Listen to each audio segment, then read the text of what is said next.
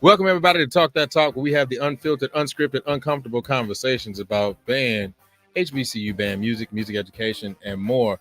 Please make sure. Oh, look, you doing the normal thing. Let me first introduce the panel. All right. We got Quan, Maya, Rick. What up, though? And y'all know Hooch is right here, so y'all gonna get that snore daddy tonight too. Yeah. Get ready for it. Did I say Mario? Mario, we got you. I said that too. My bad. What up, though? What up, though? What it is, man? Chief, I miss you, dog. I miss you, man. It's been a long time, my man. Oh Lord. Snot bubbles. Right. Yeah, you definitely were missed, man. So let me go ahead and start it off right. Please make sure that as you're coming in, you go ahead and smash that like button. And also, please make sure that if you're watching on YouTube, go ahead and subscribe to the network. Subscribe to the network. All right. If you're watching us on Facebook, cool. Ain't nothing wrong with that. Just go over to YouTube, open a different tab, go over to YouTube, hit that subscribe button, and then come on back to Facebook. Either one is fine. I don't mind how you do it. All right. All right. Let's go ahead and get this thing started. Let's do it. Anybody watch any of the games this week? I did. All right. I ain't gonna lie, I did. And I feel so bad for saying what I'm about to say. Mario, I called Julian and I was like, dog, I gotta talk to you. I'm worried about FAMU, dog. I'm worried about fam, y'all. Excuse me, let me cough real quick. No COVID, by the way. Gotta say no COVID. No COVID. I'm worried about fam, bro. And it's this is not the fam we all know, y'all, and love. The fam that was one of the leaders of HBCU band for so many years. I thought they had a decent start to the game. Fam's a good band. So I thought the game started well. But the fifth quarter was a disaster. It was just not good. Like intonation issues everywhere, which I'm not used to from them. Stickouts, no balance and blame. It was rough. I mean, the word disaster is a very, very big word to use. Was it a disaster or was it just bad? What do you expect from fam? Because I expect greatness from fam. I expect a high degree of musicality. I expect them to be great, and when they're not great, I think disaster is a strong word, but I think it's fitting for the moment. They weren't good in the fifth quarter. All right, I can hear that. I can definitely understand that because I'm gonna be honest with you. So I have two sides to the story because I know that we had a conversation already. I've always been of the mind that when it came to the marching side of fam, I've always felt that they were overrated anyway. I mean, I always thought that they were a good program, but I also felt that they were massively overrated. And the reason why I say that was because in 2001, if anybody remembers or knows Southwest DeKalb, and they know the Southwest DeKalb program, you know that Southwest DeKalb was and probably still is more or less a carbon copy of fam. So when we played, is that a Topo Chico? Absolutely. Yes. Is that with the twist of lime in it? Uh-huh. Yes, sir. Anyway, but when we played Southwest DeKalb in 2001, Willow Ridge High School, I thought that Southwest DeKalb was massively overrated. And it really actually was very similar to when we played FAM in 03 and 05 with Norfolk. I thought they were good, but I felt like they were overrated to play during a game. Now, I will tell you that 05, I think it was 05, 06 year when they came to Honda and they opened up with that Bulls thing, that to me was immaculate. But as far as their game presence, I've always felt like they were overrated. But I will also agree with you that they did not sound good this week. In my opinion, they played into the same thing we've been saying the last couple of weeks. They playing Southern at Southern, and they kind of like stepped out of themselves to a degree. Even for example, like I'm not gonna lie, even when they marched off on like set it off on the field, I was like, come on, dog, like that ain't what fam do. You know what I'm saying? But again, I think real talk, I think, and I hate to say this, but you have to call them quote unquote the Kings because people adjust to them, which is unfortunate instead of fighting their own fight. But I agree with you 1,000%, Quan. They definitely, the name of this game for them was That Ain't Fam. Because like I heard trumpet players screaming and hanging over at fam. I'm like, what's that? I've never heard that. I was about to say, I heard some trumpets screaming like mother. I was like, damn, that's crazy. Bro, I was sitting there, bro. I'm like, dog, that I'm not used to that. I heard a couple mellophones trying to get up there playing out of tune. Maybe this is swag fam. Maybe that's what it is, man. Maybe that's the part that we're missing. This is what fam's gonna be in the South. Swag. I don't know, yo, but I'm just worried. I When it comes I to think they caught fam at a tough time too. oh, Fam's still trying to figure out their new identity. yeah. Because to be honest, we talked about Robert Champion last time. There's a long recovery, brother. Yeah. And then the band director change and all the things that they've been going through in that program over the years. I mean, really, if we go back just 4 years ago, people were like, fam was done. You know what I'm saying? So, like, that was the beginning to me, like 4 or 5 years ago. That was the beginning of a rebuild. Fam was less, like, they were like 100 and some people. The band was smaller. Or maybe it was a little longer than 5 years ago. I don't keep up with fam like that. But I do remember it wasn't that long ago when people were kind of considering fam like maybe that's just, maybe we just hung up on what it used to be rather than what it is. And I mean maybe I guess I'm the outlier. I didn't mind fam in the fifth though. I mean in the zero quarter. Fam in the zero to me came with energy. But this is the problem. This is the problem with and I'll say this is the meacness of fam that is that runs rampant.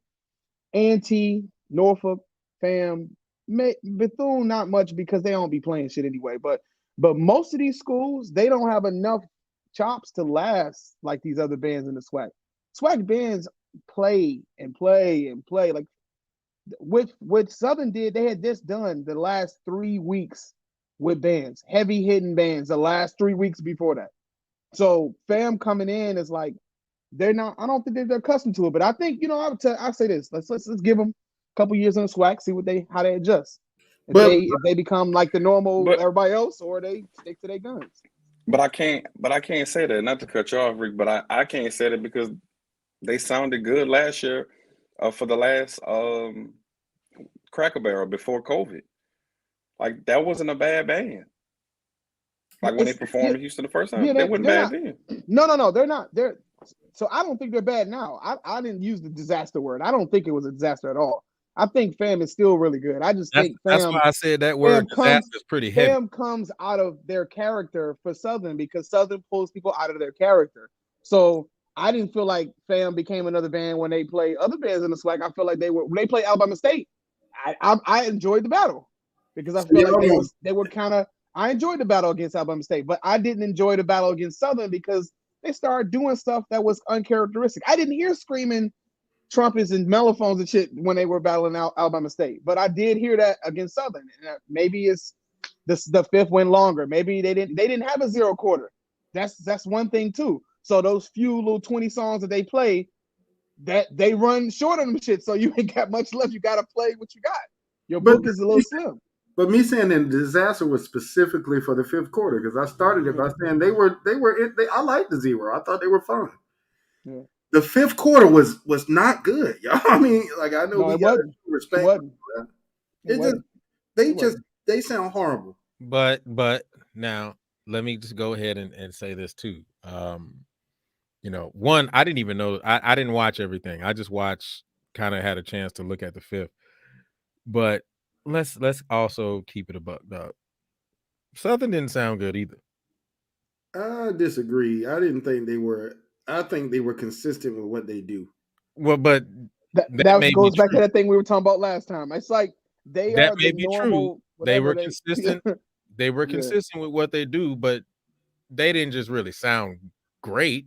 Because that's been my life. That's been my life was terrible. God It was awful. terrible. It was It was God just awful. as bad as that woman's work. Yeah. It Yeah, was not good.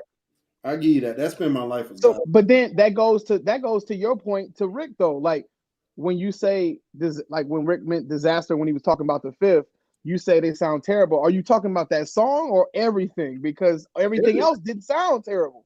In the Like fifth? that's I'm talking about from Southern. I ain't talking about Fan. Oh, No, I was talking about from Julian because Julian was mentioning how the Spin My Life sound. It did sound terrible, but the other tunes that they play, all the rap daddies, yeah, that's what they do. They just be cranking them shits up like all night long. So, and then like they hit that.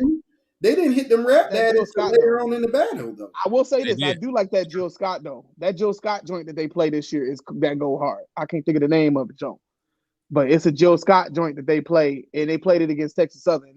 They wore their ass out with that one. That joint is killing. Yeah, they got. I mean, that power. Like you can. That power is power. Like they bring it. It's like okay, and they use it like the stamp on it. All right, y'all done caught this ass whip them now. Let's go ahead and get this stamp and be out. And I think what you said is true, Mario. These SWAC bands or MEAC bands that are coming to the SWAC has to understand that it's a different conference, man. Yeah, man.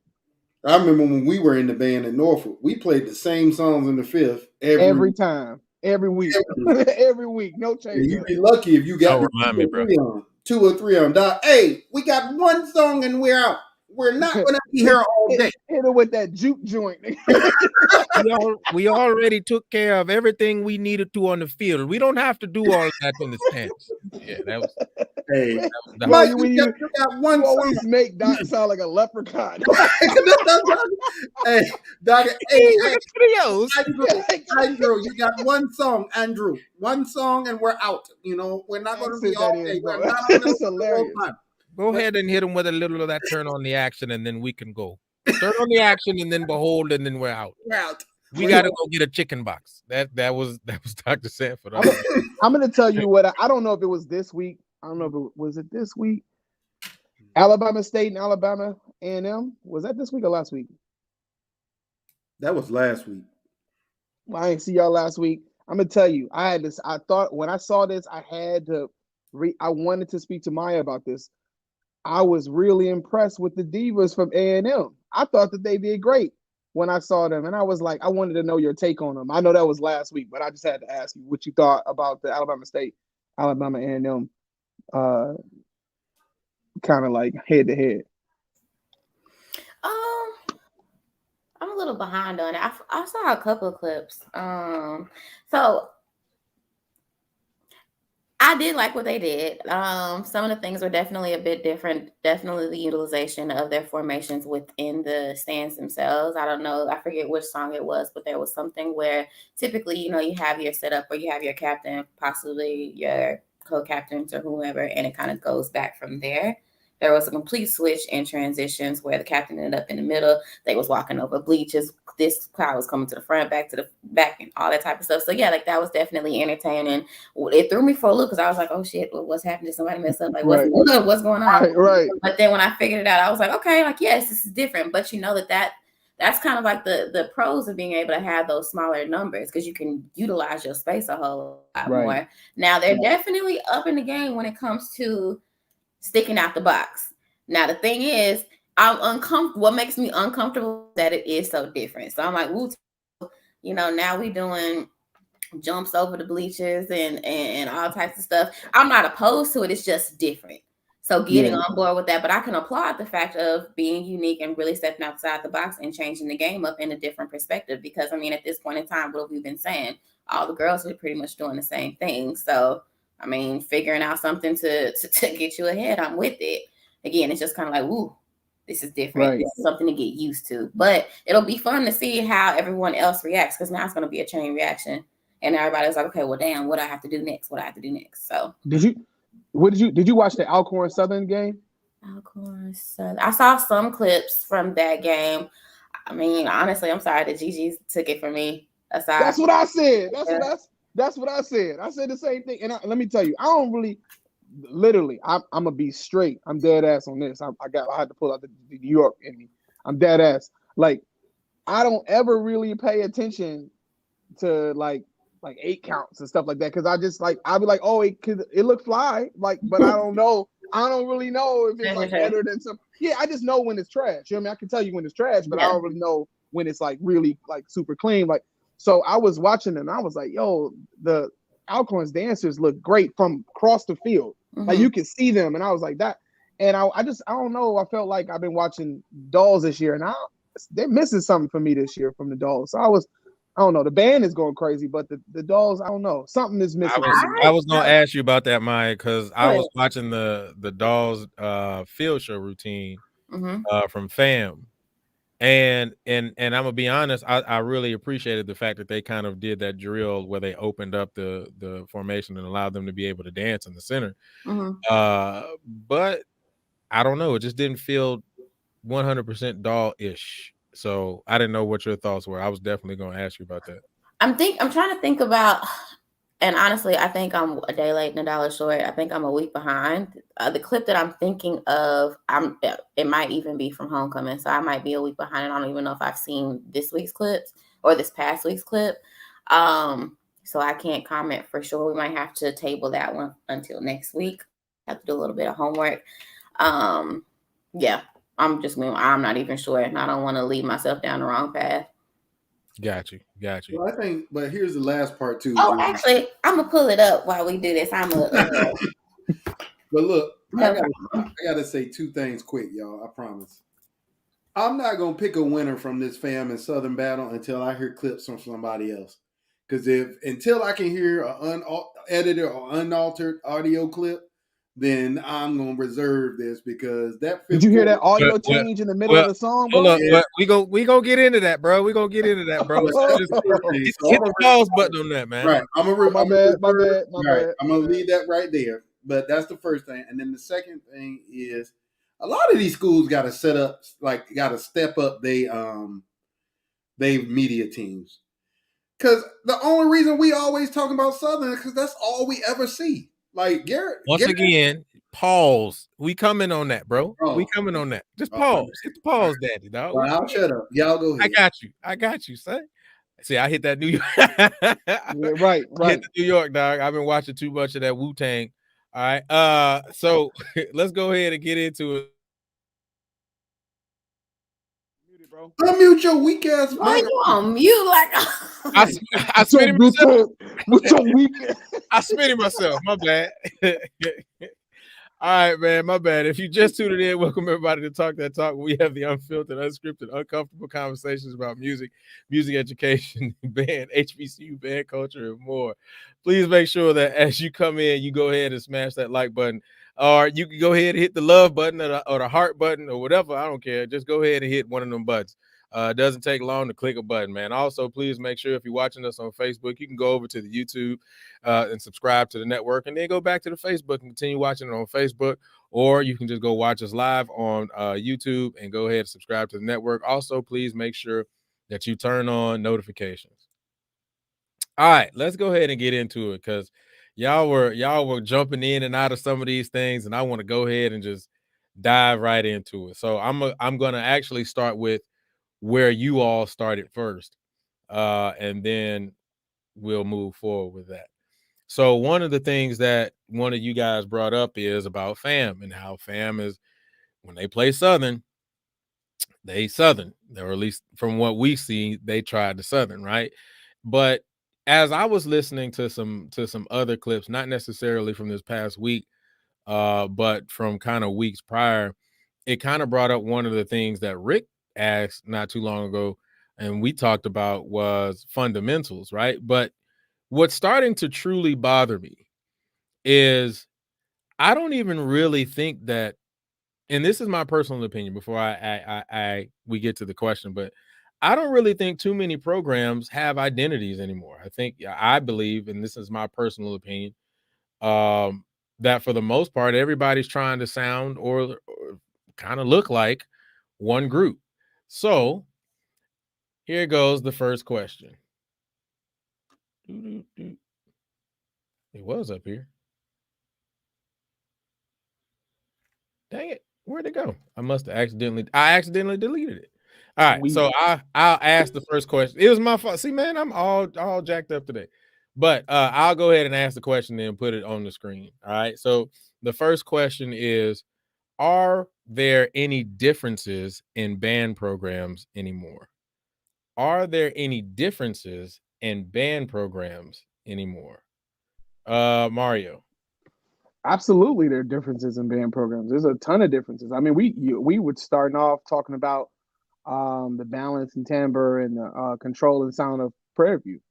The fact that they warm up properly. A lot of bands don't even care to do that type of stuff. So that changes the way they sound, especially on ballads. There are bands that play ballads well and bands that don't. I feel like that is all, as a band director, that's always been my dividing factor. Can your band play a ballad? And I do that for, concert bands, jazz bands, marching bands. I feel like any band, if you can do that, So I mean, yeah, Bethune doesn't sound like Jackson. You know what I mean? Norfolk doesn't sound like Southern. So I mean, it's like there's a bunch of different characteristics in band programs, historically speaking, and I think some of the alumni base and some of the schools are so strong that I think you do have some of those floater programs that are in the middle, like the Alcorn feels like Southern and Jackson mixed, had a baby. You got like Talladega feels like, like the ugly cousin on the side of Southern University, something like that. Like you have programs that I feel like they kind of feel like part twos or juniors and shit for other, some of the other big swag schools. But no, man, I absolutely think that there are differences in band programs. So I mean, I don't know if that's the question, that's specifically where your angle was going, but that's how I see it. There's definitely a bunch of differences. Conceptually, when people play a band that is much larger, they start to kind of assume the sound of the band that they're playing. You know what I mean? You start trying to do stuff and kind of guide your sound to what you think the other band is going to do. Trying to play the smartest kid in the room type of vibe, and it usually ends up failing for you because you just got to stick true to who you are. The band, to me, that has stuck true to themselves all year. I feel like Alabama State has done that pretty well, and I feel like Kentucky State has done that really well. They've stuck to who they are all year, and they've been consistent at what they are. Like, not that to say the other bands haven't been themselves, but I mean, obviously, Southern is the band that always sounds like Southern. Like they don't really do anything else besides Southern. But in terms of the bands that are not the Jackson Southerns, the Bethune, like some of the other bands outside of that, I feel like they've done a good job of kind of being consistent this year at doing their thing. All right. That's all. Sorry. Quan, are there any differences in band programs anymore? So, yeah, to piggyback from Mario, there are differences. Like we say, Bethune, Fam, NCAT, Norfolk. I think even Prairie View. I think they're in a like kind of class of their own. I think when you get to the other schools from the HBCU world, you kind of have tweeners. And I was writing some things down just thinking about it. So, for example, like I guess you would say like the D1 HBCU band programs, you would put Alcorn in it, you would put TSU Southern in it because the SWAC is where the HBCU band culture is. But I was thinking about it. Alcorn has a Southern band director. Talladega, even though they don't have a football team, they have a Southern band director. Texas Southern has a Southern band director, and of course, Southern has Southern band directors. When you have a presence like that in a major conference or a large band, being Dega, you're going to sound like your house, or you're going to sound like where you come from. And I think because, like we were saying in regards to the media teams, because they're honestly, when it comes to HBCU bands, they're some of the most popular bands. It's going to be repetitive on what you hear in the sound. That's why you have schools like BCU, Fam, NCAT, Norfolk, Prairie View that stick out. Another thing, school that we really don't talk about, and I don't even think that we spoke about on the show yet, is UAPB. UAPB kind of get like lost in the sauce in their area. But that's another band that I wouldn't say they're trying to sound like somebody else, but they have their own distinction. I think Gremlin is another band. They're trying to figure themselves out as they have their administrative change as well. So I do agree that bands are different, but a lot of these powerhouse quote unquote schools have Southern directors, and you're going to sound like where you come from. But I do think we have differences. And I'll say this and end with this: the differences are, you can point them out and pinpoint them. Like you could pinpoint a BCU sound from a Southern sound any day. You could pinpoint a NCAT and Jackson State sound any day. Not saying that one is better or worse, but you can distinct the two. So I think there's a lot of differences. But again, like I was saying, to my point, at the end of the day, a lot of these schools, Southern, Dega, TSU, and Southern, they come from the same house. So they're gonna have similarities from drill and all in their pageantry. All right, cool. Maya, are there any differences in band programs anymore? Well, damn, that just trumps what I was about to say. Thanks, Quan. Um, no, so there are definitely differences. I mean, even from the aesthetic to sound to anything else, I think that majority of bands still have their own identity. But to reinforce what Quan was saying, things will transpose, especially as leadership and staff changes. I mean, it's just no matter you're talking about dance, whether you're talking about the band itself, you can only teach from the knowledge in which you know from. You can only pull from your wheelhouse. So of course, that was going to kind of make things start to intertwine. So yes, I do think that there are differences in band programs, but I do think that as some of the more prominent programs continue to produce these directors and these students who ultimately turn into the next directors, there's going to be some changes. I mean, it just, I don't really know how else to not. And that goes back to the conversation of what we had, 2 or 3 weeks ago about whether it's better to have an in-house director lead your band or have an external director lead your band. That's part of the pros and the cons. All right, Rick, are there any differences in band programs anymore? So just to not belabor the point here, I want to give 2 talking points. The first is, yes, there are differences, but the bands that are different don't get the notoriety that the bands that we all consider our favorites get. Bethune-Cookman definitely has a formula: blended sound, great timbre, musicality. But people think what they do is boring. Why? Because they do the same thing every year because it's a winning formula for them, or they consider it to be a winning formula. When you look at it from that standpoint, look at Norfolk. You know, it's the same thing. Norfolk's looked the same since we were in the band and before that. You know what I'm saying? So I think the differentiation between these bands is something that is an acquired taste. I think that there is definitely a formula now for what people consider to be good band. Blaring baritones that no matter what the situation, you got to play something loud and high to be considered loud. Forget, voicings, forget, how to make those parts actually work. Like maybe they had the melody, but it would be nice to play that volume, but, we've already had that conversation somewhat. So that's the formula. That screaming mellophones with all these cross voicings with trumpets, no matter, all these techniques. Tubas playing these ridiculous bass lines, even if they have nothing to do with the song whatsoever, just for the sake of saying you played loud, and not hearing any woodwinds in the sound at all. Like, I don't even know why the woodwinds are there for 90% of these bands.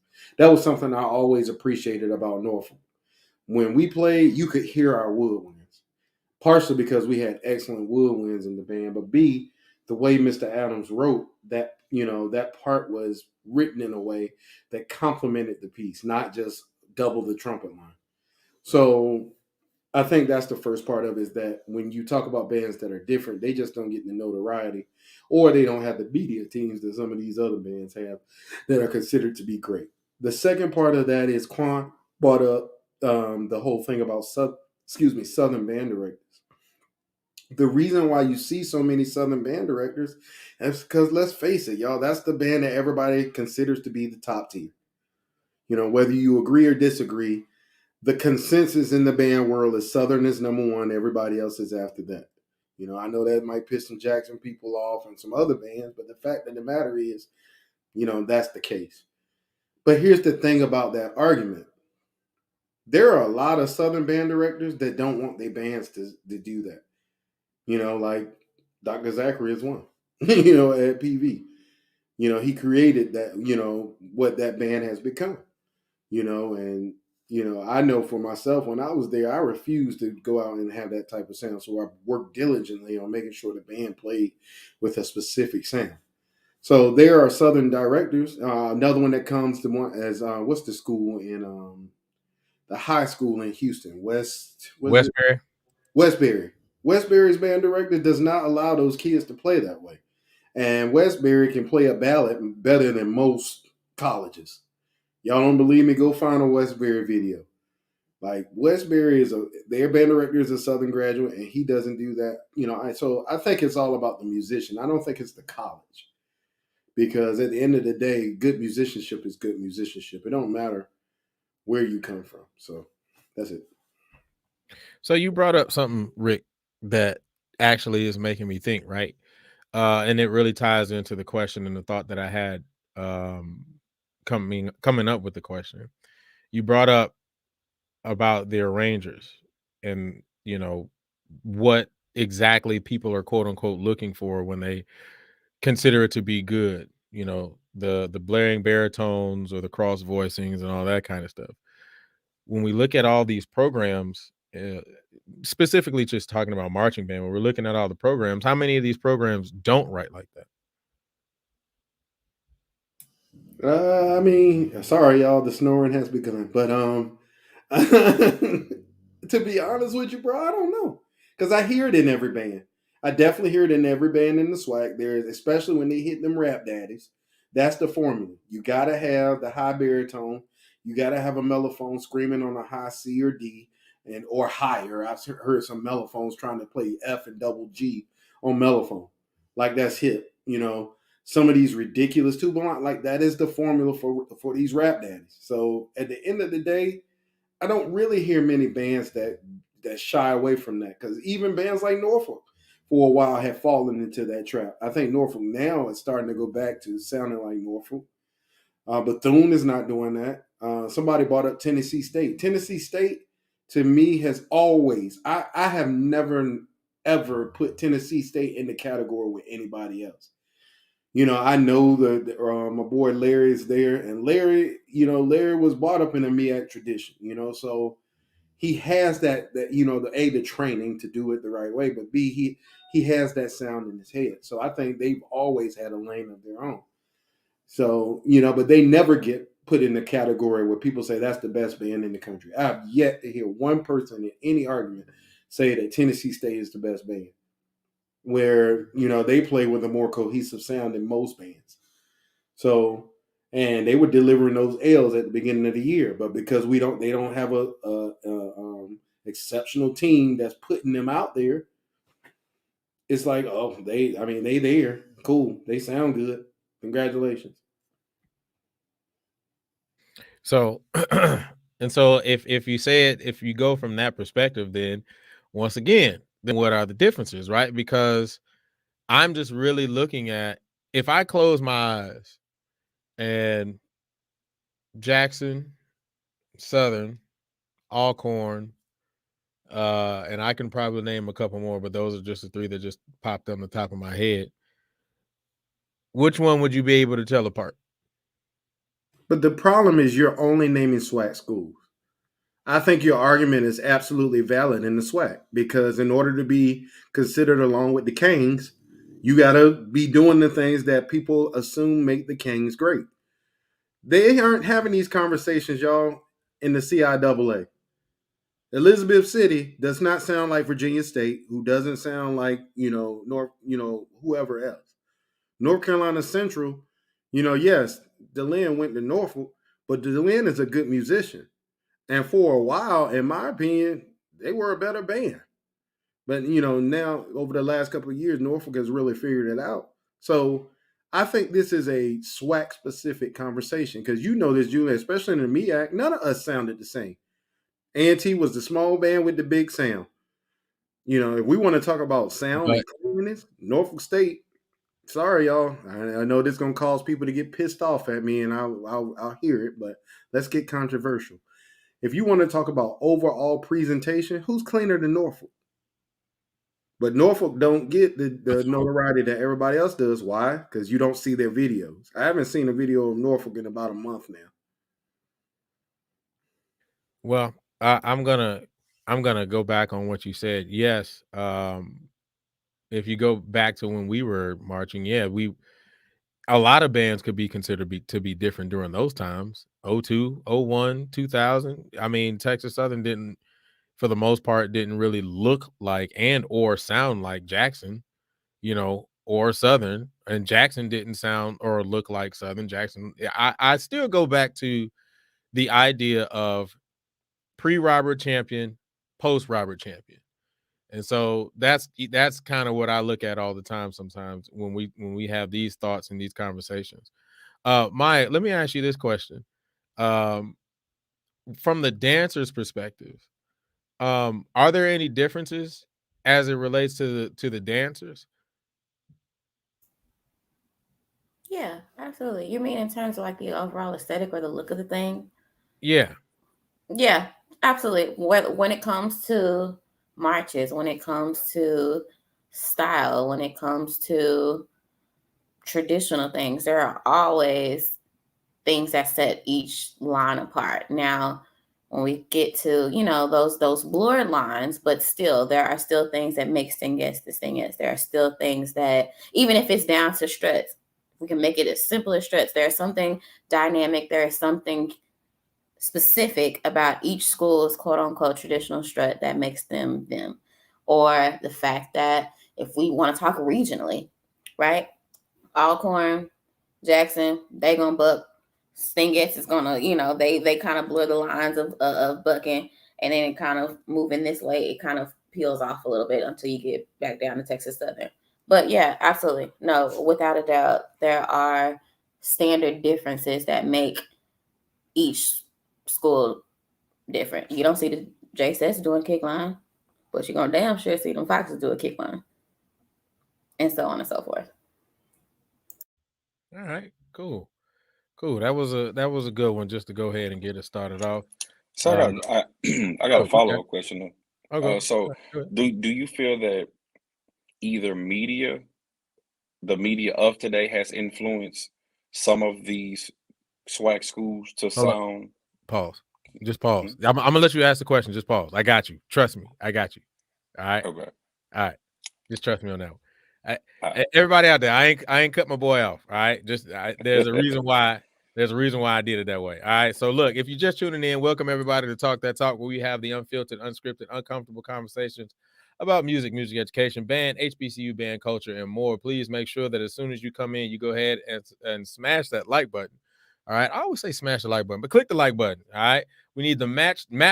We need to match the likes with the viewers. So we need everybody to go ahead and click the like button. It don't take much. All right. Just click a like button. Just take your finger. Just click it. All right. Also, please make sure that you go over to the YouTube page and subscribe to the network, man. If you're watching us on Facebook, that's dope. I appreciate you guys. You can continue watching us on Facebook, but also go over to the YouTube page, open up that YouTube page, click the subscribe button, and also turn on notifications. Man, I'm getting tongue-tied today. And then and the other part of that, Mario over there, right? Mario over there crushing something on camera right now. Last week, Mario didn't care. Mario was gonna eat the sandwich, the drink, everything on camera. Mario trying to be discreet. What you mean? Ain't no discreet. You smash it with the camera on. All right, here we go. Let's go ahead and talk about it. Let's bring it up. So, some very interesting thing. Look at it. A very interesting thing happened on this past weekend. At the Southern and FAMU game. If anybody watched that game, you know, there are a couple of people who tend to go live during those games, and one of those people is ShowtimeWeb. Well, during that game, ShowtimeWeb was told that he could no longer record And if you actually watch the clip, they also say he asked who said that I couldn't record, and they directly say Southern University. So it's a lot of information going out there, really kind of speculating on the specific person who asked for Showtime Web to be removed, right? Which and I know that you guys are going to answer this question the way that you all choose to, and it may evolve because it always evolves into something else. But once that happened, one of the things that popped into my head, and this question is going to come directly from this: do we really need multiple media sources at performances? Why or why not? Do we really need multiple media sources at performances? Why or why not? Quan. See, that's why I Yeah, said I hell, got I appreciate it. Hell yeah, we need them. We need them for the simple fact. Do you all remember back in the day before YouTube how hard it was to get a goddamn band tape? You was passing them around the neighborhood like other stuff. And I'll leave it at that. It was hard to get a band tape. Prime example, uh, I didn't hear Prairie View until I visited Prairie View in 2004, and all I heard my whole life was Southern Jackson State and Grambling. Like it's doing so much for the purpose of recruitment, exposure, and everything. And honestly, it gives a different take on it. Now with this controversy, we're gonna call it Video Gate of this tuning up, songs and whatnot and enhancing things. Yeah, you need multiple sources. I mean, I think the media teams, what is Killer Kev, Showtime Web, uh, what's the other one? What bandhead.org? Does that still exist? But all of them,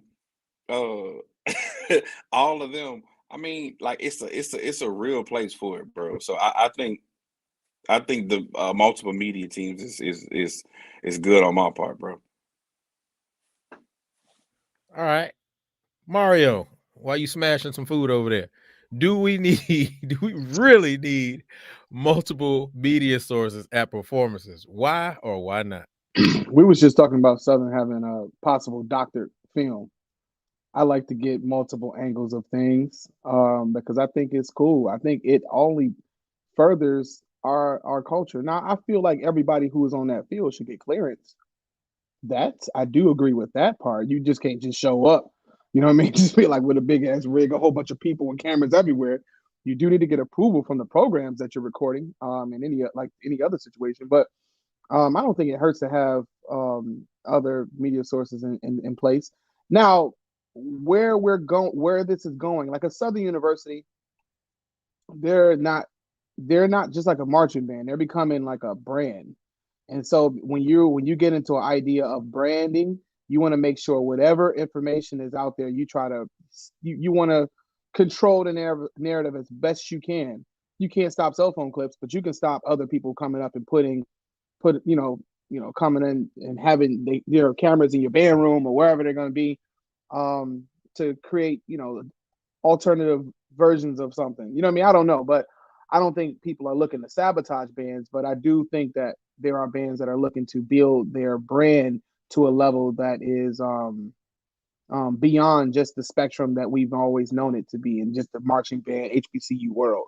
So I think the media teams just need to have approval. I don't think it's anything wrong as long as they get approval. That's how I feel. All right, Rick, do we really need multiple media sources at performances? Why or why not? I think Mario hit it on the head, man.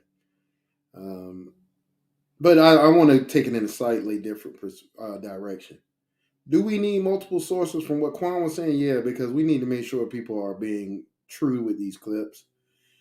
After I heard something about people were talking about the differences in sound quality, I went back and I watched the Southern Battle against Prairie View where they put their clip up and then Zimbalistic put his clip up. I know for a fact Ricky ain't editing no videos because Ricky puts his stuff right online on the bus on the way home. Like he did that when I was there. I'm sure he still does that. And Ricky uses a Zoom. So he just throws all the information in the file and puts it out there. And Prairie View sounded completely different on the on Zimbalistics videos than they did on the Southern Media Entertainment, whatever it's called, clips. So from that standpoint, I'm not questioning anybody's integrity because I don't know if it's true or not. All I know is that it sounded different. Like, y'all don't believe me, go watch it and listen to it for yourself. It definitely is a difference there. But I want to move in a different direction. For all you band heads out there that love to hear your bands playing these top 40 songs, there's this little company called Trey Songz. And if you've never heard of Trey Songz, allow me to introduce you to him. Trey Songz is the band world's calling the popo. Let's call it that. So it is illegal, everybody, to play these songs that people are playing without permission from the artist. So all you bands out there that got 70 song books, you are breaking the law if you didn't pay 70 times for all that music that you are choosing to play. Southern, as Quan said, is a brand. They aren't becoming a brand. They get million views on their videos. They're a brand. You know, I was looking the other day, one of their videos had 1.7 million. People are doing reaction videos to their videos in Europe, like Dutch women doing reaction videos to their videos. They are a brand. So from that standpoint, you know, all you guys that be tagging the artists in these videos so the artist can say, look, somebody's playing my song. You're going to tag the wrong artist, and that artist that you tag is going to get your favorite band disbanded because they're going to owe millions of dollars to that artist. I know of instances where Trey Songz has sued middle schools for millions of dollars for playing unlicensed music. My last 2 years at Prairie View, Trey Songz sent us that nice message, Daddy. Hey, I saw that video you put up. That was nice. It was of Knocking the Boots by H-Town. I saw that video you put up. That's nice. Letting you know in the future, we're going to sue your ass. Nice message. And we were around that panicking. How the hell are we going to have band if we can't play nothing? So I say all that to say, y'all, this is going to eventually catch up to our HBCUs. Y'all don't think it's they telling you the truth, but I promise you, at the Big Ten and at the PWI level, we pay for every piece that we play. Every piece we pay for. So that's going to touch these HBCUs eventually, and it's going to change our culture again. And then lastly, Southern has the absolute right, y'all. I know this is going to be unpopular opinion. They have the absolute right to control their brand. Sorry, I know everybody wants to try to make money off of YouTube by coming in and getting a couple thousand views on your video. Southern has the absolute right to control the money they make and what comes in and out of their and the representation of their program. I would hope that they would stay legit with it, but if you don't work for Southern, you don't have a right to make money off of them. I know that's an unpopular opinion. Sorry. That's any band in the country. A middle school band, if there's this video that's, oh God, I wish we were talking about this. Hebron High School in Texas. The best high school marching band show I've ever seen in my life. They sound better than probably every drum corps except for maybe 2 or 3. So, and that video is circulating like crazy right now on Facebook. And if you haven't seen it, y'all go check it out. That shit is incredible. But it's coming, y'all, and it's going to change our programs forever. So, yeah. Maya, do we really need multiple media sources at performances? Why or why not? Well, I mean, Brownie just took it to a whole new level. That was dark. Gosh, like how did we come back from that? But it's true, Maya. You should have seen how we were sweating in 16 when we were, my last year at PV. We were sweating because we were trying to figure out every way around it. Go ahead. I feel you. And I agree with everything that you said. I do think that is necessary for it to have multiple media sources at the performances. I mean, if we think about it just simplistically, Is it necessary for us to have this show when there's other band shows? Everyone gives a different perspective. Everyone zero ends to a different caliber. There's a separate market for everyone. It doesn't necessarily have to be oversaturated. So yes, we can definitely utilize multiple media sources. And that's really how we've been able to progress the culture and progress the design effect. Progress or how much things have enhanced over the past 10 years. We were talking about Southern. I mean, shit, Garrett and Marvin, I could be wrong. I believe they started their brands just as creatives while they were still in school. And as they got better, their brands got better. Southern's I can't even think of the word, but as Southern began to expand and their views went from 100,000 to 100 million or whatever the case may be, that's going to change things as well. You got drones and all types of stuff. So absolutely, the different media sources are going to be prominent. That's what's put the auxiliaries and the dance lines on the map, even more so because you have people who specifically tune in and film dancers as opposed to just, getting a clip here, there, or here goes the camera bobbing and weaving for 10 seconds to, take a look down at the dancers and pop back up. So needless to say, yes, we do need it. All right. And Rick, you did touch on that Trey Songz issue, and maybe we do need to talk about that in the future because that's definitely serious. Yeah. Mario, you already gave yours, right? Or was you? Oh yeah, you were snacking. Yeah. Gotcha. I just wanted to make sure. Now, Rick, you did say something that I thought was very interesting, which is true. Southern does have a right to control their brand. Absolutely. But I will say this. As a former media person, as a former media team person, starting from Norfolk and going over to Prairie View, I think it is super disingenuous when you are souping up your videos and your audio. It's super disingenuous. I will always lean on this side. If there was ever a recording that we did where Norfolk sounded like trash, I just didn't put it up. I didn't put it on the season joint. I didn't put it out. And that was the same thing when I was at PV. If it didn't sound good, I wasn't putting it out. But I think that you're absolutely right. People do have the right to control their own brands, and it's my personal opinion that university or band programs should really just have their own media teams. That's just my personal opinion. You should have your own media team, but like you all said, I do feel like it should be done well. Quan, any final thoughts on this?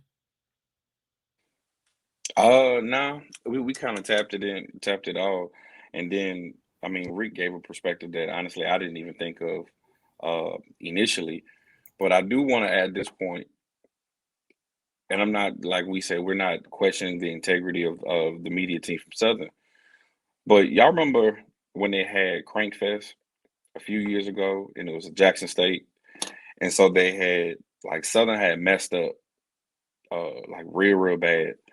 And then they continue playing the song. Well, when Southern put out that video, that was taken out. So I mean, it's not like it's something new. You know what I'm saying? Like some of their mistakes that they have made, they edit them out. But I mean, I understand that from that perspective because, like Rick says, you're going to protect your brand at all costs. But that's why I think that more than one media outlet is necessary. Keep them honest. Keep everybody honest. Absolutely. Within the law, though. Southern's not the only one that alters their videos. Blue and gold marching machine. Well, we already know. I mean, I ain't gonna sugarcoat it. We already know that A&T been making themselves sound like the Blue Devils for the last I don't know how many years. Dude, I remember when they adjusted from that old A&T we knew to all of a sudden it was like this glorious musical sound. I was like, damn, that sounds amazing. Like, and then I think I heard him in person. I was like, yeah, that sounds like A&T. Like, and it wasn't the same sound. But I mean, they still sound good. They just don't sound as good as them clips be coming out. So y'all telling me that band room session ain't real? Bruh. That's what y'all telling me? Y'all telling me that band room session ain't real? And you know what's crazy, Quan? Doctor. Listen, let me just say this Dr. last thing, bro. Cruises. Let me say this last thing. I didn't see nearly the amount of outrage for this. But last year during COVID, when PV put those videos out with them standing in the stands and they sounded amazing, everybody, oh, this is edited. They can't sound that good. Oh, Lord, no. The world has to end because PV sound good on the clip and I don't want to get them. Everybody went the You hell ain't off. lying, bro. Everybody You went was the like, hell you off. hear the click from the Send me snare. them. You hear the Send click me from them the clips. snare. What? Let me see them clips. Yeah. Mario, it's That's go look true. it up, bro. It's 2020 PV put out. It was when everybody Southern had just put out that Leave the Door Open video, and they sounded actually. I think Southern sound great on Leave the Door Open in the band room I with the do music too. standing right in front of them on the stands. Hello, y'all hear me? The music was right on the stands, and they just read it nice and it sounded amazing. But PV put out a clip, like 4 or 5 clips, and the band sound amazing. I was sitting there like, bro, that's what PV gonna sound like next year. It's gonna be a problem.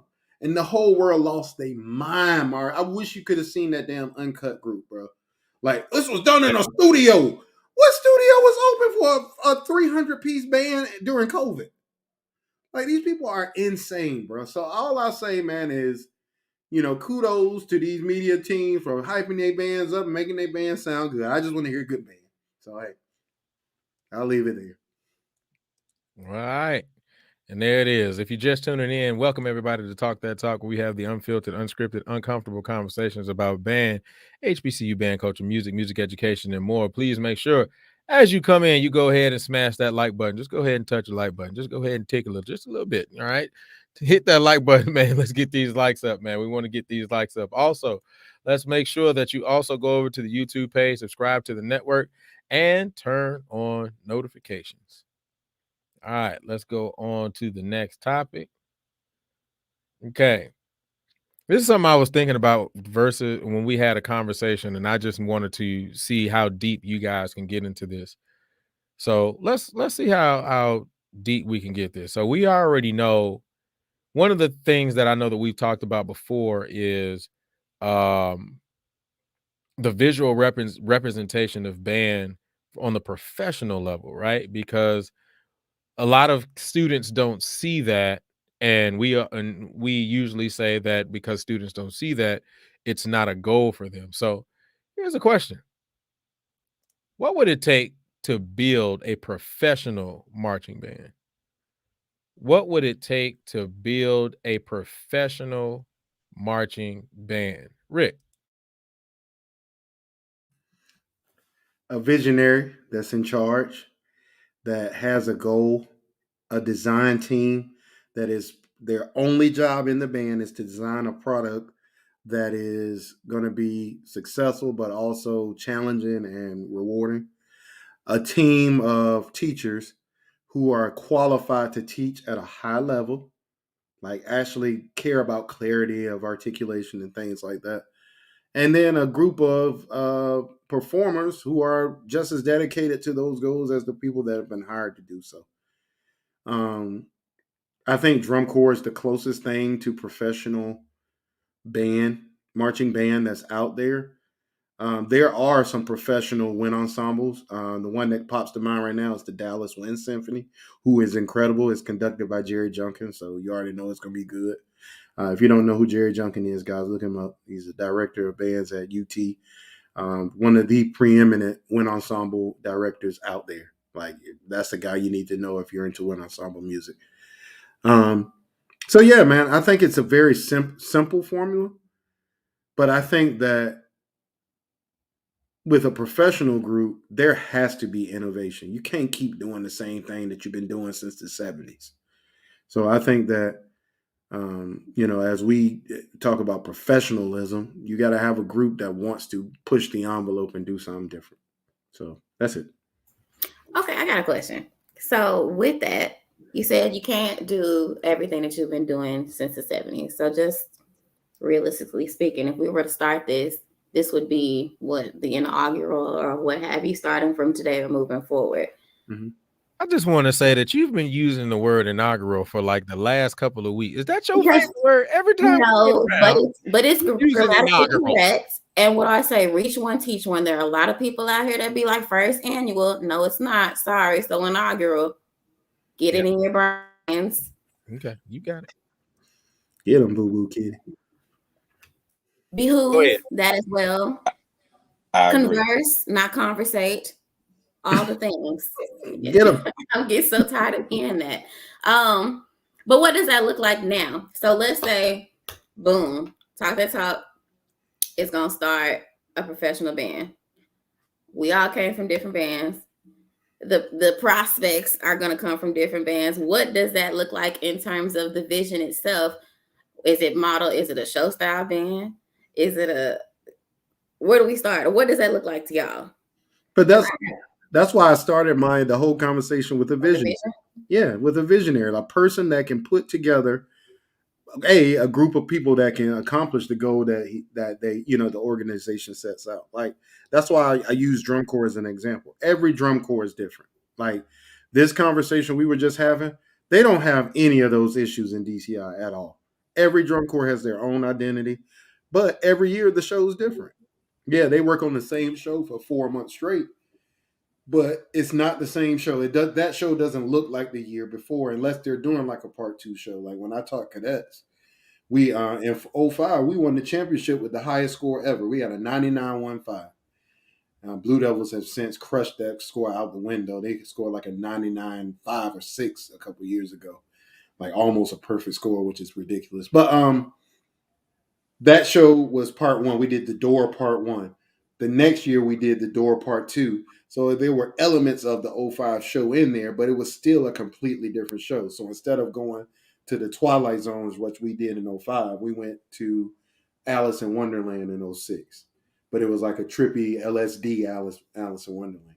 But those elements were there. So I think Maya's the or the band director of this group. Maya says our vision is we're going to be a show style band that's blowing on everybody with great sound. Then it's on you, Maya, to say, and this is who I'm going to hire, and this is how we're going to do it. And then, don't be a micromanager, hopefully, Maya. Let your team work. But, you set the vision for that program, and you allow the professionals that you hired to do the job. So is this what we tried to do with Summer Band? No, because all they want to do is sound like Southern. But that's a whole nother. Are you sure? Was that the initial thought process behind? So, shit, goddamn. I thought the initial Quan, you from down there, man? Was the initial thought I thought it was just to get the kids something to do during the summer. Well, I'm gonna be honest with you. I can just kind of get into this, and Quan, you can kind of maybe kind of come up. No, I ain't gonna say. I was about to say come up the rear. Come up the behind. Super Paul. Yes. Super Pulse. But no, so I just remember when the summer bands were starting, you actually when I remember it, you actually had to be like the best of the best from whatever school you were coming from. You couldn't just be that random third trumpet player that can't even blow his nose, but then all of a sudden you're supposed to be the screamer in this band. No, it was called, the original thing was called the All-Star Band. That's what it was called. And it really had the best of the best from those different schools. So there were a lot of kids from Willeridge who were trying to march in those bands. I just remember Miss Thorne saying, "You're not marching in those bands. If you march in those bands, you ain't coming back to this one." But I know that there were a lot of bands, a lot of people around the city who were participating in these all-star bands, and they were actually doing field shows at that time. So that's kind of what it was supposed to be from what I remember. Now, Quan may have a different experience. I don't know. So for me, when I first heard of All-Star Band, I actually wasn't even in band. And like the New Orleans had an All-Star Band. I think it was called like New Orleans like Public School All-Star Band or something like that. And they had a performance in the Superdome where like everybody marched in their uniforms. And I mean, it was a nice come together, like family reunion type thing. And that was cool. But the main or premier All-Star Band, honestly, was Louisiana Leadership. And you actually had to audition for that program, and you had to be recommended by your band director. And honestly, it seemed like LLI was a secret society to get into That's how, tight they were. And I believe one year, Peace be unto him, Mr. Cornell Knighton was like over it. I can't recall, but like it was something serious. But it was basically a program that awarded your best bandsman to take some of the same pedagogy back to your school and help your program. And once I arrived to Houston as well, when I grabbed that PV, Greater Houston All Star kind of was doing the same thing. But like when the culture changed, we went from doing field shows to park and play to what we have now.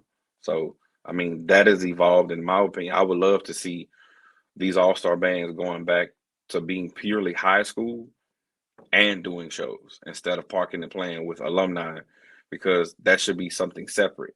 Because my thing is, if it's about the kids, keeping the kids on the horn, then why we got grown people on them and not teaching them fundamentals and pedagogy to bring back to their high schools to help those directors that may be either struggling or having issues like building their program, that they don't have the time to focus on specific things during their summer band camp as well. Maya, you got your answer, or you was good? Oh, I was just adding to the conversation. I mean, yeah, for sure. Oh, well, I mean, because I was about to throw it to you anyway, but Chief, you got something? Yeah, I actually wanted to go back to the original question. Oh yeah, go ahead. You got it. We're talking about build a professional marching band in the HBCU style. We already have one, and that's Drumline Live. Drumline Live to me did an excellent job. If you were able to see them on tour, that I watched them a few times, and every time I saw it, it was an entertaining show.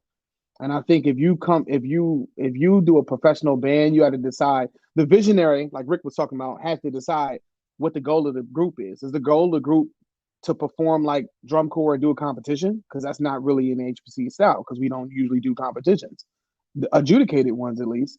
And then the next thing is it like a show that goes on a road that kind of stays consistent, like like drum corps, where you have a show and it's like a show every time we do something that's our show, and and that travels around the country, like a Broadway type of thing?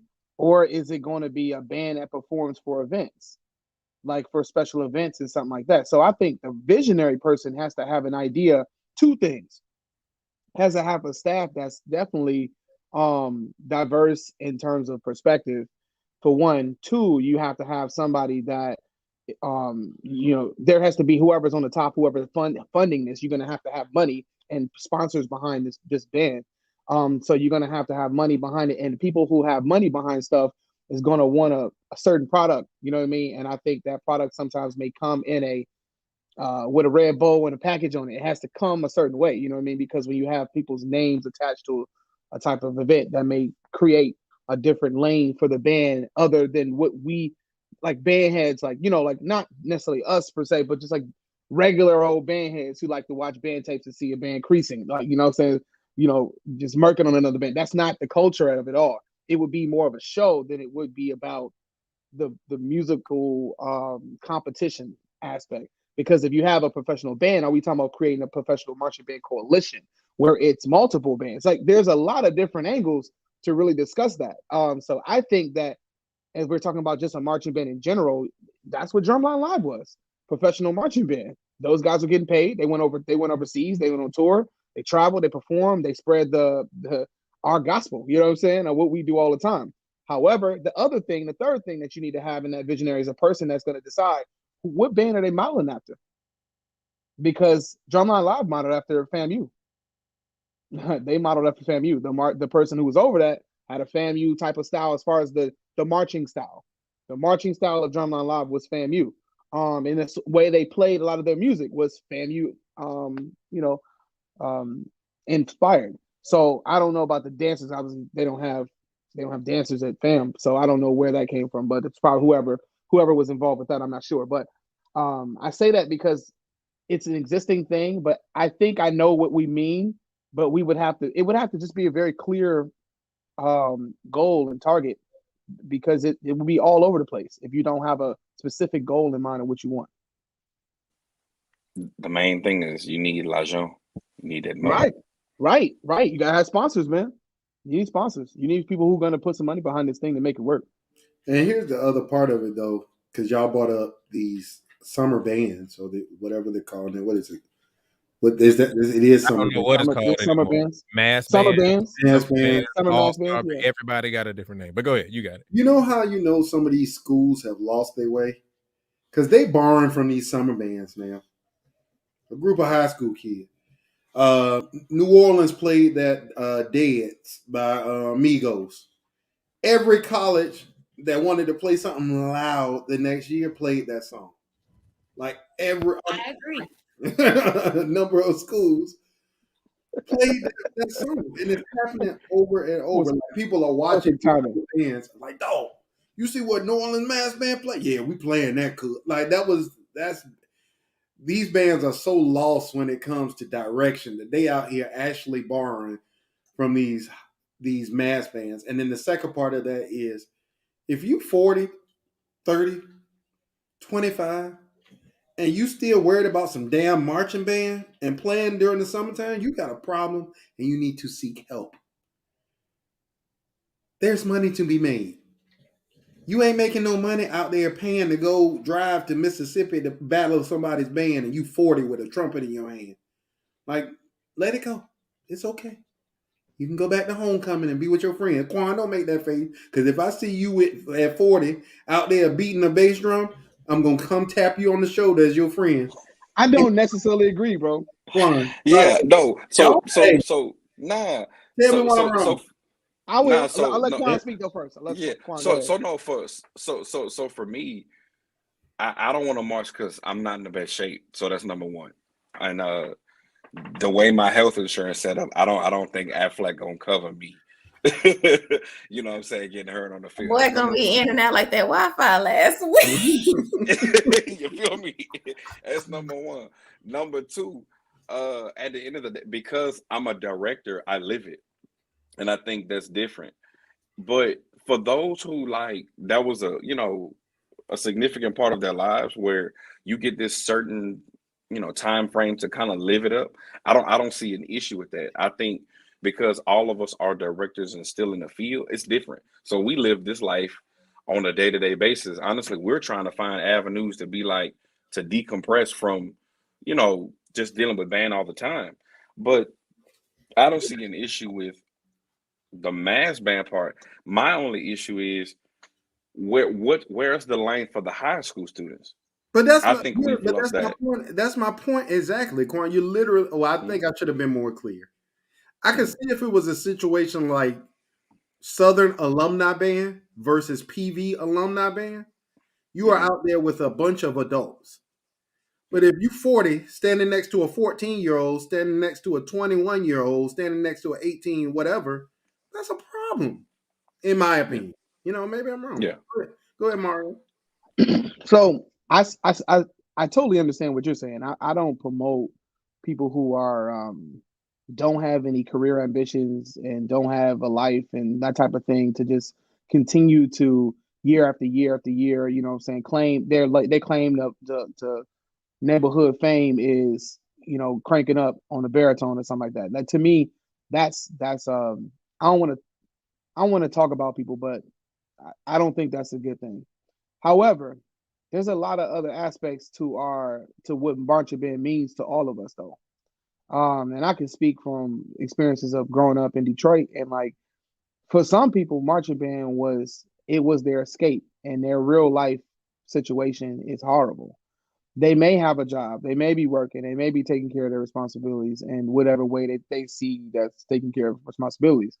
But that playing in the summertime may be a reconnect with familiar, just like that band family, that kind of connection. That's one piece of it, because not every situation is like a 40-year-old and a 14-year-old like that. That seems just mad and inappropriate, first of all. But in terms of, I'm just looking at it from a standpoint, like you do have people who are like in their mid-20s and late 20s and something like that.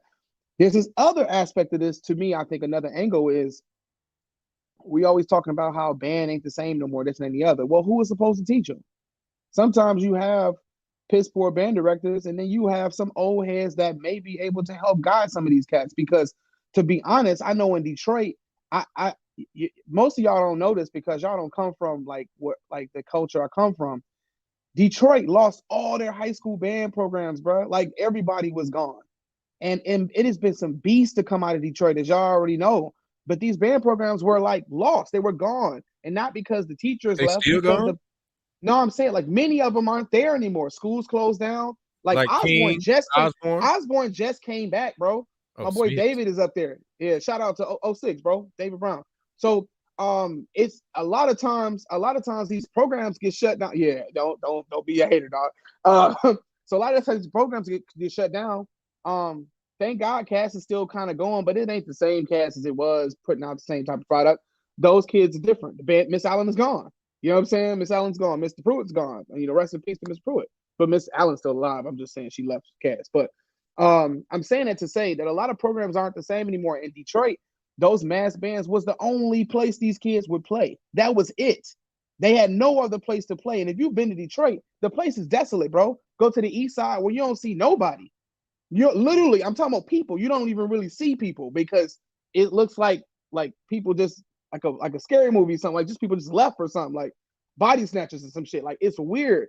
So I'm telling you from my experience being up north in the Midwest, it's a different vibe up there, man. That band culture is needed for some of these kids not to do the other shit they be doing. So but I'm Mario, saying the key word you keep saying though is kids. I'm talking about old. I done seen some of these videos. So it's from people in them ensembles that's our age. Yeah, like that's I think what Rick is saying is similar. I'm not saying exactly like, but similar to drum corps. There has to be an age out. There has to be a point to where you say, "All right, I'm a little too old to be doing this," especially when, like Rick said, it's dudes out there that be our age. Like I put it this way: some of our former students are still marching them joints. And not only that, our former students are like 26, 27, 28. Like I'm thinking of one person in particular. I don't even know this guy, but in that Houston Mass band, like or any band, they use it for self-aggrandizement. It's not about helping. It's about look, I can still play double G as loud as humanly possible, and I need Use you that to college understand word. And that what you just said is an absolute problem, bro. Like those situations and those type of people should not be a part of those groups at all. You know what I'm saying? All I'm saying is that we're saying something. I understand where you're coming from. I'm just saying that there's more versions of the situation than that. That's all I'm saying. You know what I mean? Like that there's other reasons why people are involved with those groups, man. You know what I'm saying? You just don't know. I mean, what people may be going home to, what their situations are, and that musical outlet may be one of their only spaces. Like, you know, you see like brass bands in New Orleans when people playing, like those, not all of those groups are getting paid. They get together and they be playing sometimes. They just get together and they play. So I'm saying that because not in every situation, it's not like, you know, there may be some young cats. They put a young cat under their wing and they show them the ropes and let them know how to do stuff. And you know what I mean? That's like our marching band culture is some of this stuff is the old tradition. And if we get rid of the fact that there's things that are passed down from generation because programs are much more tighter, you can't have alumni input because people are some predators, people are assholes, people be hazing too much. There's all the reasons why not, but there's also things that are positive that old heads also contribute. You know what I mean? That's what I'm saying. I'm just saying there's both sides of it. I know that the negative definitely outweighs the positive, which is the reason why your point is what it is. Yeah, and you're absolutely right. There should be an avenue for old heads to contribute. That's called teaching private lessons, not marching in the band beside them. I want to learn how to dance with Maya. I'm going to Maya's class. And one thing as black people we got to get out of is expecting everything for free. Maya, I want to learn how to dance. I'm going to give Maya the compensation she deserves to teach me how to dance. And in turn, I expect a product. Yeah, I understand some of our communities are disadvantaged, but there are avenues in place. A 40-year-old in a marching band with 15-year-olds is not the place, in my opinion. You keep using that extreme example, though. You keep saying 40 it's not an 15. extreme example. I'm giving the example that I see on these band clips every summer. I'm not so talking you about. See how many 40-year-olds you've seen in these bands? How many 40 do you know? I don't know everybody's age, but there are a number of people. Like I'm just telling you from the ones I know in particular. But you can look at the clips. I don't know everybody's age. Maybe some of these people look old for their age. I don't know. I think, but I think the ones that the ones that may have a bigger swing of older people may be an area where maybe the high schools are not relevant Right. anymore, and maybe Right. that's a different situation. Like I mean, I know at one point when I first arrived, Houston had Houston All Star Band, which was high schools, and then later they developed which was Yep. Houston United Mass Band, which was the Yeah. alumni band. So I mean, if you had two separate entities like that, that's cool. And I think, Rick, that's what you're saying. We agree. And I think, yeah, it's a tightrope, but just the bottom line is if it's separate, that's cool. If it's together, it's kind of iffy. But I see, and I seen one person in the comment, like it's it's a slippery slope, and it's a dichotomy that you have to address for both sides. But I do want to say that, Mario, you say it's more negative than positive. It just depends on that area or region. Because Georgia Mass Band, I mean, they doing their thing. I know I'm saying when I say negative and positive, I'm talking about there's more the stereotype of the situation. Like, so what Rick is saying is like, he's like, as an adult, as a teacher, as a person who's been around situations where you are constantly looking at, like, you're looking at situationships, like you're trying to figure out what can be observed as inappropriate, what will be inappropriate, and safeguard your kids and students away from predators and people that may be doing them harm. So what I'm saying is that narrative is totally understandable because there are a significant amount of creeps in the world which make things poor. And so, like, there's somebody who, like, for example, there might be people from Cass. Like, we come back, everybody from Cass coming back, and there's some alumni band or something like that. I'm not marching, but if somebody like, yo, like, you know, come and help out, like, all right, come and help the baritone players and help guide them on something. They having a rehearsal. Yo, play up, like, crank up for us. Like, all right, I'll play a song or two with y'all. That's it. I ain't performing with them, but I'm showing them what's going on. But if you see a clip and you see me playing, now all of a sudden it's a 40-year-old in the band. No, you saw a 40-year-old helping Mario, some kids out at their show. I love you, bro. You my brother. Okay. You being kind of disingenuous, bro.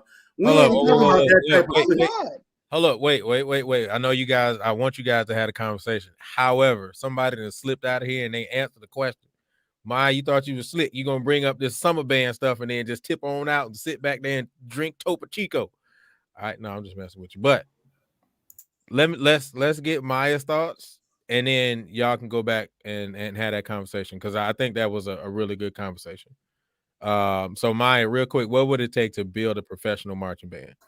And don't say I agree either. I do agree. Literally everything that we can only beat a horse so much. That's why I put my 2 cents to steer the conversation to get a little bit deeper. Because I mean, again, some of these topics we're all going to naturally agree, just the type of people that we are. So I agree. What y'all said. Well, then let me throw it another way. Then, when we talk about the professional marching band, then from the dancer's perspective, what would it take to be able to do that? Who now, child? That's gonna See, there you go. See, now we didn't tapped into a source. All right, go. No, because I have been sitting here thinking about that, and it's going to take. It's going to take a legend. Now, which legend that is? Because I'm just serious. Because Maya, what? I'm saying you said it was going to take a legend. All right, You go. say Maya what? Oh, Now, just keep going. The legend may be whom she or he is. I'm not quite sure, but in order to make a professional marching band. Okay, so maybe this is going to be a little bit harder on the dancer perspective because there are so many different variations. Now, with music, with your embouchure, with intonation, with things like that, I could be wrong. I feel like it is a little bit easier to pull. No, that's still an effort and that's equally as hard. I don't know what it would take to put somebody from Jackson State versus somebody that went to PV versus somebody that didn't go to HBCU, all of that. That's why we have different genres of dance itself. That's why people are pretty much good at one particular one or a select few.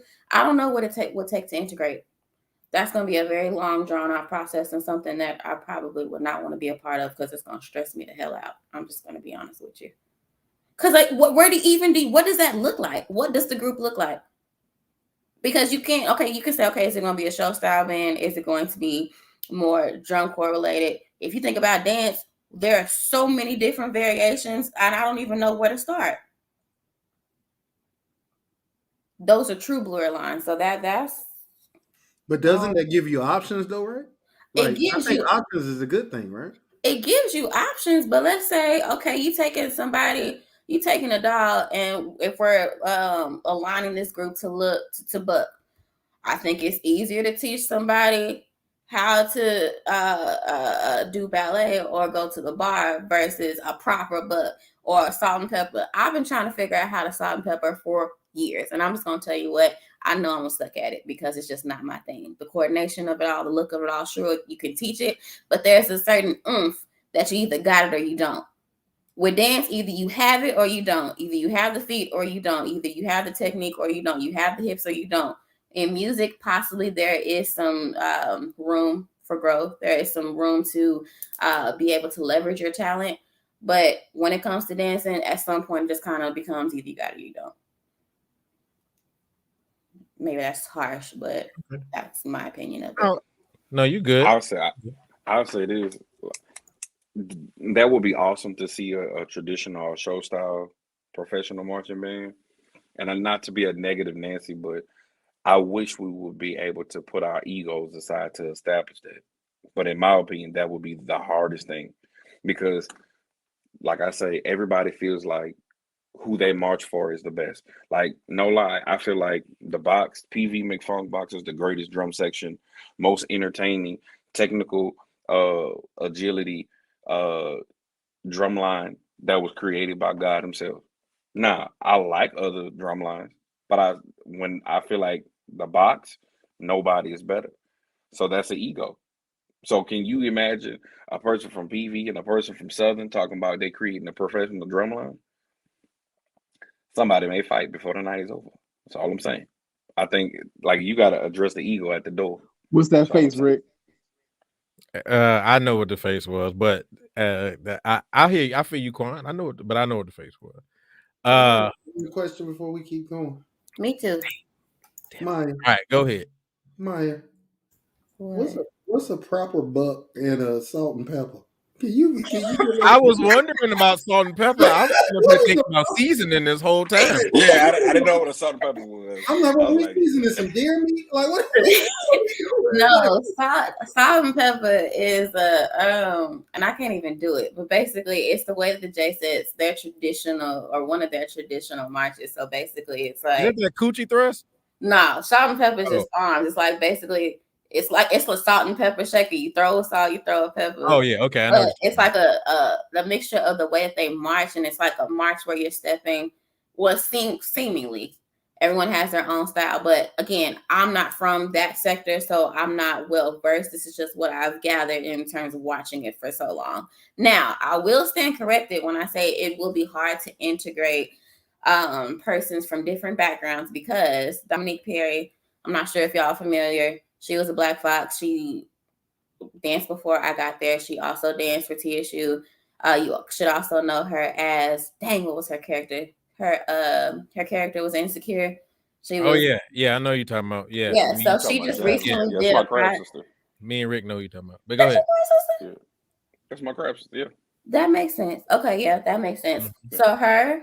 Yeah, we know. Crabs is fine, bro. But keep going. You said Homestead what?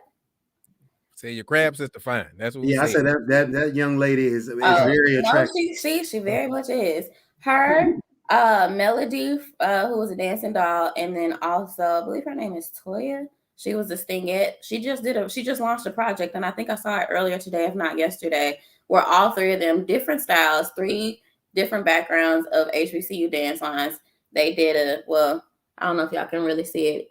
She's at Dominique P on Instagram. You can see it. But again, this is a mesh on a more senior level. Now, is that bucking? What's so they did bucking is what the GGs do. Yeah. Like the Golden Girls, Alcorn, bucking And is they like squat down and hit the little thrust joint. like Yeah. I'm When they feet give to it the to the camera. ground. Yeah, like literally thrusting. A deep thrust. With a lot of these little high school girl competitions with them. Somebody in the chat said the Macarena March.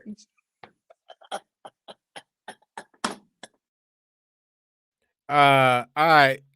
Any final thoughts on this topic before we move forward? Rick. Yeah, man, I think it was a great topic. It went for like 40 minutes. But other than that, I'll say this, man. Like when you talk about the creation of what's good for the community, I'm all about that. But at some point it has to stop being about us. And like Mario said about the community and about the kids that's coming behind us. Like there are a lot of states that are now considering having these mass bands. I know Virginia, I'm from Virginia, everybody, and Virginia is now talking about starting a mass band. And I saw some clips and they sound like Southern. And that is not characteristic to the state of Virginia at all. Not even in the slightest bit. Not even in the slightest bit. Anything other than Norfolk or maybe Virginia State with the tuba section, you're being disingenuous. You're just trying to be somebody else. So I'll just say, stay true to oneself. And while also recognizing that it ain't always about you, it's about the kids that's coming up behind you. So that's it. And Dominique Fine. All right. If you're just tuning in, welcome everybody to Talk That Talk. We have the unscripted, uncomfortable. I'm sorry, Dominique Fine. Hey, the Black Foxes. It's a picture, y'all, in the back office at PV. Some of them old foxes from back in the day, boy, it was some scud buckets in the foxes back. They had some Magna Scud squeeze. Yes, boy, hey, it was some fine. Hey, you talking about that black and silver picture? Yes, no, they talking about that Superman, that Superwoman, that Wonder Woman outfit. With, with the white boots, bro. Remember when Listen. that alumni fox came for homecoming a couple years ago? All of us was looking like, hold up, I got that lady about 50, and got to hit the praise break on that one, bro. That lady was fine. I was like, oh my god, it ain't real if y'all ain't got no picture, man. It ain't real if y'all ain't got no picture. It's a picture of hanging up in the back. And somebody was like, "Yeah, I used to date her," and we was all like, "Yeah, right, yeah, I remember that." Stop lying. But anyway, I'm just saying one thing: it takes a real lady. You ain't never lied because I'm just gonna leave it at that. Hey, every time we hit homecoming and some of them old meat come back, we used to be up there like, yes, sir. We was old enough to do that too. All right, here we go. So let me try this again. Welcome everybody to Talk That Talk, where we have the unfiltered, unscripted, uncomfortable conversations about music education, music, band, HBCU band culture, and more. Please make sure that you go ahead and smash that like button. Let's get these likes up. I see a lot of people watching. I appreciate you guys for just watching and supporting with us and sticking with us. But go ahead and hit that like button. All right. Also, head over to the YouTube page if you're not watching us on YouTube, and go ahead and subscribe to the network, and also turn on notifications. All right, here we go. Final topic. Also, after we give this final topic, I'm going to put the link in the description. So if you want to go ahead and join us, and you got something to say and you want to go ahead and get that aggression out on us, we're going to let you in here, and we're going to let you say what you got to say. All right, here we go. Here's the final topic. I got a call recently, and I wanted to actually bring this up as a topic. And so I'm just going to go ahead and put it out there, and we're going to see where this goes. Do we overlook band directors that are working hard but getting nowhere? Do we overlook band directors that are working hard but getting nowhere? I knew that's why I knew you was going to make that face. Chief, do we overlook band directors who are working hard but getting nowhere? Who look overlooked? Who we talking about? Who are the people? Just us in general. So like, when I say that, I'm saying so this kind of spawned when I can't remember who it was in the comment section last week. They made a comment, and I ended up getting a call saying that they didn't necessarily agree with the comment. I think me and Rick came to the conclusion that it was the comment that said Rick's favorite comment. There are no bad bands, there are only bad band directors. And so I got a call that said they don't earnestly agree with that. And so I think that that kind of is what spawned that question. So when we're talking about the person who's generally saying it, just people who may just be overlooking some of the directors that are working hard, and they just say, comments like that. There are no bad bands, but there are bad band directors. Are you so I look at it like this. If I'm working hard and I have good skills and pedagogy, then I'm gonna be getting somewhere. I don't know. I mean, I feel like I'll be getting somewhere. I may not be getting as many kids, so my whole band might not sound good, but I'll have some kids in that program that are gonna be flourishing. You know what I'm saying? And I feel like in many situations, there's at least, you know what I mean, you at least have some kids. I mean, and then the concept of sound that your program would have would there'd be some imprints of your personality there. You know what I mean? Some, of what you're doing, if you're doing the right things. But I think it comes down to, I mean, a couple of things. I think you have administrative issues that can contribute to burnout from the director from like a paperwork standpoint, like just doing a bunch of paperwork and a constant flow of nonsense, or covering classes and doing all these other things that are not related to actually teaching band, which could create some of that feeling of burnout. And sometimes we are human, so we are going to, sometimes your kids will get kind of the backdraft of your feelings when you're talking to them. I know a lot of band directors that lecture a lot. I don't know any band directors that don't really lecture a lot. So you end up lecturing and talking to the kids, and you end up using it as a a space of almost therapy for yourself to get some of these things off that you can't say to administration. But then that's also time away from actually developing the program, unless you use it as a teachable moment and say, yeah, these are things that are happening to me, which I've done this myself. These are things that happen to me from my administration, but this is how I'm gonna deal with it. And one of the things that I always say is, like, you got to be like water. You got to be like water, which means that you always got to be able to move. If something's happened, you got to go another direction and find another way out. And if you feel like you have gotten to an absolute stoppage of everything, then that's time to move to another position, to go to another place. Don't consider to beat your head against the wall in a situation that is going to just give you the same exact results over and over and over. Now that's going to be either fear or whatever you want to call it on the part of the teacher who's refusing to move on to something else if they know that they're getting the same result, and they're going to continue to not make another decision to move forward. So that's the double-edged sword. I think, I don't think you're being overlooked, but I think you got to be able to make the best decision for what your situation is and what it is that you want long term. Are you looking for kids to matriculate, to go through your program, go to college band programs? Are you looking to build a great band program for that year? Are you looking to appease your director? I mean, your arts director or your principal? Those are three things that can sometimes not have anything to do with each other. All right. Quan, do we overlook band directors that are working hard but getting nowhere?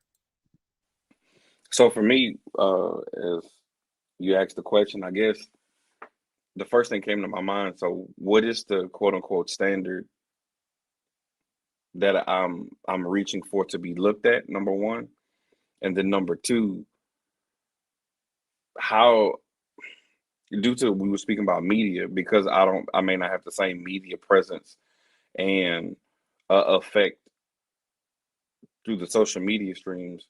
Like, how was that? Does that affect me as well? I guess that was my two questions, because I think there's a lot of great band directors that are being overlooked because their program is not quote unquote a stellar or premier program. Um, one of the during COVID, one of the directors I was able to meet, I think she's an outstanding director. I think she's an outstanding teacher. Her name is Dr. Brock, Tamisha Brock. Um, and I believe she was at like what, Queen City? Is Elizabeth City? She was at Elizabeth City. She went to Yeah. grad school with me at Norfolk State Yeah. University graduate. She Right. graduated undergrad at VSU. So I don't know if she's still there at Elizabeth City. No, she's in Las Vegas. Okay, cool. So, like, for example, like that right there, I don't know what, and that ain't my business, but I don't know what took place, but I know she's an outstanding teacher and educator. So maybe I'm just using her for example. Maybe she was overlooked because the truth is we don't hear about Elizabeth City like that as one of the premier marching bands or premier programs. However, I know for a fact, just honestly sitting in one of her professional developments, outstanding teacher and educator. So I think honestly there are variables on why a band director can be looked over. I do agree with Mario in saying that at the end of the day, if you set specific standards and you're a good band director, a good musician, a good teacher, you're going to push them into the right direction. But the question also comes about how fast do I want to get to the goals that I've set for myself? For example, I was at another middle school, and due to administration issues, due to lack of parent support, I was never able to get that middle school to truly compete in the UIL sector like I wanted to. That was something different. That doesn't take away from my pedagogy or the zeal that I have for teaching my kids. I just, like Mario said, I had to move out of that situation to something different. So, I mean, it's different variables of why a band director could be overlooked, but we have to also ask ourselves, what's the quote unquote standard that I'm looking for as a music educator that I want people to bring that type of attention to? That's my take on it. All right, bet. Do we overlook band directors that are working hard but getting nowhere? Maya. Y'all so sweet. Y'all being all nice with it and stuff. So maybe I'm gonna take the ignorant route with it. We'll get ignorant. I mean, Unfiltered, unscripted, uncomfortable. For those that do good work, for those who have a direct impact on their students. Sorry, I was trying to read that too. For those who have the direct impact on their students, those who are doing the it factor and those who have the it factor, sure, you're doing what you're supposed to do. You're affecting whom of those who are going to be able to take what you have and be able to push it forward and be able to develop their talent. Sure, love that. We all know it. We all appreciate it. No, we do not all appreciate it. The people who get it appreciate it. Now, if we're just being clear, the question is, do we overlook band directors? In my opinion, we the blacks. The blacks, yes, you're gonna be overlooked if you're not producing, if you're not hanging with the Kangs, if you're not pumping, if you're not blowing, if you're not bussing, if you're not entertaining, if you're not on that top level, if you're not in the high stats of visibility, yes, you're going to be overlooked because at the end of the day, we the blacks don't care. We the blacks don't care about intonation. We don't care about how many people have a proper embouchure. We don't care about who double tonguing this, that, and the third. We don't give a damn. We the it's, those select it's and those select people who have it, yes, we those do care. But on an ongoing basis, the people that's making these views go up to 100 million trillion gajillion, they don't care about that. They want to know who's getting ignorant in the crowd. They want to know who's the loudest. And until you have that visibility, it's just simply that you're going to get overlooked. You can be doing good work within your community, but honestly, that's as far as it's going to go. On a culture-wide basis, yes, you will continue to get overlooked until you throw somebody that's in the top spot, throw them out, and you become the top dog. Simple as that. But y'all so sweet. It is what it is. Praise God for Jesus. Y'all are doing good work, but I'm just being honest with you. That's just how it is. Sorry. All right. Well, ain't no reason to apologize now. All right, here we go. I'm not for real. I said what I said. Oh, thank you, friend. Oh, Lord. All right. Do we overlook band directors that are working hard but getting nowhere? Rick. First of all, Phoenicia, I see you. What's going on, Phoenicia? Phoenicia Bunny. Yeah, that's my fox sister. Hey, girl. Yeah. All right. I have a news flash, y'all. I'm not sure if our audience knew this, but being a band director is hard. It takes years of training. It takes talent. It takes a lot of things to be a great band director. Not a band director, not a person that collects a check every month, but a great band director. One of my biggest issues is the amount of time we focus talking about ineffective band directors. There are a lot of great band programs out there, y'all. There just are. Um, I bought up Hebron High School down in Texas. Premier band program. And when I say band program, I'm not just talking about the marching band. I'm talking about everything. They can play chamber music and wind ensemble music. Chief is a band director in New Jersey. He told you guys about how difficult his situation is. Go find some videos of his jazz band. They don't suck. So I'm tired of talking about bad band directors. I wrote down a couple points that I think we should talk about. To become a billionaire, it just doesn't happen because you say, you know what, I'm going to be a billionaire today. It actually takes talent. It actually takes you working your tail off and getting better at your craft and better at it and better at it and working some more and putting the effort in to become a billionaire. But for some reason in music education, we give a pass to shitty band directors. The fact of the matter is, y'all, there's a lot of bad band directors out there. There just are. You know, the people on this call, we all work hard to not suck at what we do. But guess what, y'all? All of us went to HBCUs on this call. There were a lot of people around us that were not good. And they're band directors just like we are. Sorry, they just weren't. People that couldn't sing a concert B flat. People that couldn't play their horn and they're a music major. Or their drum and they're a music major. Only at HBCUs do we allow people to be in our programs and call themselves music majors without having to put the work in to do that job. There's a difference between working hard and working smart. A lot of people have always used that phrase. I would rather us work smarter, not harder. Running reps on something over and over and giving generic conversations like out of tune, not together. All right, let's do it again. It's not going to help your band get better. Yet, as a band director, you have to have good ears and good interpretation to be able to make your band better. Everyone that does what we do, has to continue to study. Band directing changes. The way that I was a band director my first year, I was not a great band director my first year teaching, but I was adamant that I was going to be good at this job. So what did I do? I made sure I had my butt when I was in Virginia at VMEA. When I moved to Texas, I made sure I was at TMEA. I made sure I joined the Texas Jazz Educators Association. I made sure I was going to these conferences and making sure that I was learning from people. If you're not doing those things, y'all, and constantly improving yourself and your craft, you're not going to be great at what you do. Or you're not going to be able to find that one thing that's going to take your band to the next level. Mario brought it up, and I agree with him 100%. If you've been at a school for 3, 4, 5, 6 years, and your band is playing the exact same way they did when you first got there, you aren't an effective band director. Sorry.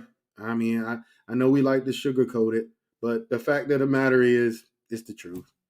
Sorry, and we need to set attainable goals. If you come in 1 year, 2 years later, you're not going to be playing grade 6. Sorry, you're just not. But if you come in and you're playing grade 1, and then the next year your band plays grade 1, but you got a grade 2 in there, guess what that is? Growth. It takes time. Most band directors, when they get jobs, including when we got the PV, set a 5-year plan. From year 1 to year 5, this is what I want my band to look like. If you're not doing that, you're not putting your band in a position to get better. I know this is going to ruffle some feathers because we don't like to tell the truth sometimes, but the fact of the matter is your results are a direct reflection of your work. Not hard work, smart work. And then finally, we as band directors need to stop making excuses for these schools that aren't good. Maybe sometimes if you told your boys or your girls or whoever, hey, sorry, you need some work, or being able to have the tough conversation, here's what I'm hearing, then maybe we could help our band programs get better. But if we keep feeling sorry for ourselves about everything that's not good, we're not going to move the culture forward. And I'll close by saying, go look at some of these good bands. It's a lot of good bands out there. This is not a black and white thing. This is not an HBCU or PWI thing. It's a lot of good bands. And the key to those bands being great is the person that's standing in front of them. Yeah, situational things are definitely a part of that. Bands with money usually, have an easier route to get in there. But it's a lot of bands that don't have money. Cedar Hill in Dallas is not a $3,000-$4,000 a year band fees band. They're not. But you better believe the people that are standing in front of them have an expectation for that band to be great, and their students come up with it. So that's what it is. Oh, yeah, that's Hooch. Sorry, y'all. Look, he back here knocked out too, got the legs stretched out, everything, the tongue hanging out his mouth. Thanks, Hooch. But that's it, man. That's it. Sorry, I know that's gonna ruffle some feathers, but sorry, it's a lot of bad band directors. I ain't seen a Ronald Thornton band that if it was bad when he got there, it stayed exactly the same. Sorry. All right. I'm gonna use the phrase that Phoenicia just used. The doors of the church are open. I definitely put the link inside of the description so that you guys can click that link if you guys want to call in with us. So the availability is there. All right, cool. Very, very great response there, Rick. I ain't gonna say nothing. Rick had a mic drop on that. Chief, I'm really upset right now. I just want to put that out there. You already know. Go Pistons. No, it's trash, man. This is complete trash. I'm very upset about this right now, but Cade Cunningham with the W against Jalen Green. He's sitting up there, Mario, trying to act surprised. Your team sucks, bro. The Rockets are the worst team in the NBA. Get used to it. I'm a Spurs fan, y'all. We stink too, but we better than them. Well, we ain't played y'all yet. So what's the record? I don't know. Our record is now 1-10. My case has been closed. Youngest team in the NBA, so I'm still gonna go off that. We going off that right now. But anyway, let's focus. I'm sorry. My brain is all off right now. But no, I appreciate everybody who had everything to say as far as the topics. Like I said, the doors of the church are open. The link is definitely in the description. And as we do that, let's go ahead and get to our normal. Does anybody have any announcements before I do our normal announcements? Yes, no, maybe so. Speak now, forever hold your peace. I do. First of all, yeah, my popcorn came from my boys Mario fundraiser. That's what I was going to ask about. Right, it came in today. I made sure I bought the biggest package. I had to support my boys. So Mario, much appreciated. I was just about to talk about say thank you to everybody. Mario, I'll let you go first because I have an announcement. So I'll let you go first. Go ahead, man. I just want to thank everybody who supported the popcorn sale. Man, we made $3,000. So that's gonna go a long ways towards some things that we have going on. I'm actually be taking some kids down to Delaware State this weekend to see Norfolk State, actually, to see Norfolk State perform. And then I got another big announcement coming up. We got another university coming to Science Park to perform. Their full marching band is coming to Science Park, so I'm excited about that. We're performing for WBGO, which is the oldest and longest running jazz station in America. It's here in Newark. We have been asked to perform for that. So next week, next Thursday, we'll be doing a performance. I think it's a live performance. I'm not sure yet. They got to let me know the details, but everything is plugging along, man. So thank you for everybody who supported that, man. The kids and I really appreciate it. Yep, I'm coming to Dover, bro. I'll be down there, man. Yeah, man. I definitely wanted to give you some love on that, man. As a matter of fact, I'm gonna go ahead and do it like that. We were really happy to see the support that you got, man, and I really hope that, and when I saw that, I really, really hope that it was a product of not only just all of the pubbing that you guys were doing, as far as your program, but a lot of what we did here on the show. So I really hope that a lot of people from the show were able to reach out and to support your program, man. So definitely, man, Much 100%. appreciated. All right, Rick, you said you got something? Yeah, shout out. I see my boy Jamar down there. What's up, Jamar? Yeah, your school gonna get smashed by Norfolk this weekend, but that's another story. Yeah, y'all stink. Delaware State sucks. But yes, It's true. yeah, I mean, sorry, tell the truth here. It's uncut.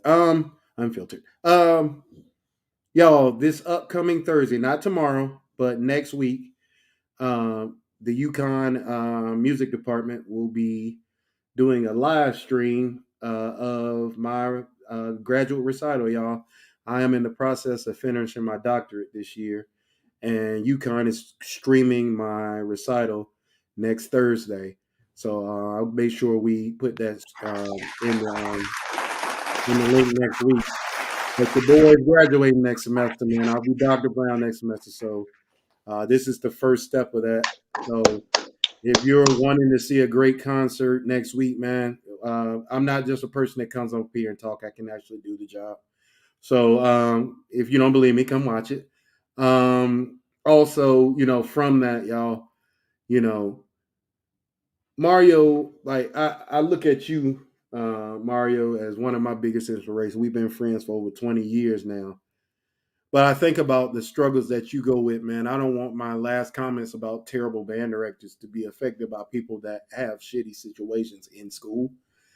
But to see what you've done with that band, man, and the conversation we've had about how you band swings and stuff like that. I think it'd be in my opinion, important to say we got to get our kids back involved in jazz education. Amen to that. This is a music that was formed by our people, and we do not lead this music right now. It is a music that has been led by whites for a 100%. very long time. 100%. And I know we want to crank up and play all the rap daddies in the world. It wouldn't be, it would be nice if in one of these fifth quarters, one of these bands actually swung with the proper swing. Or Man, I've play. been saying this for years, man. I feel like I'm the Hey, only person that be saying that, bro. we did it, Rick.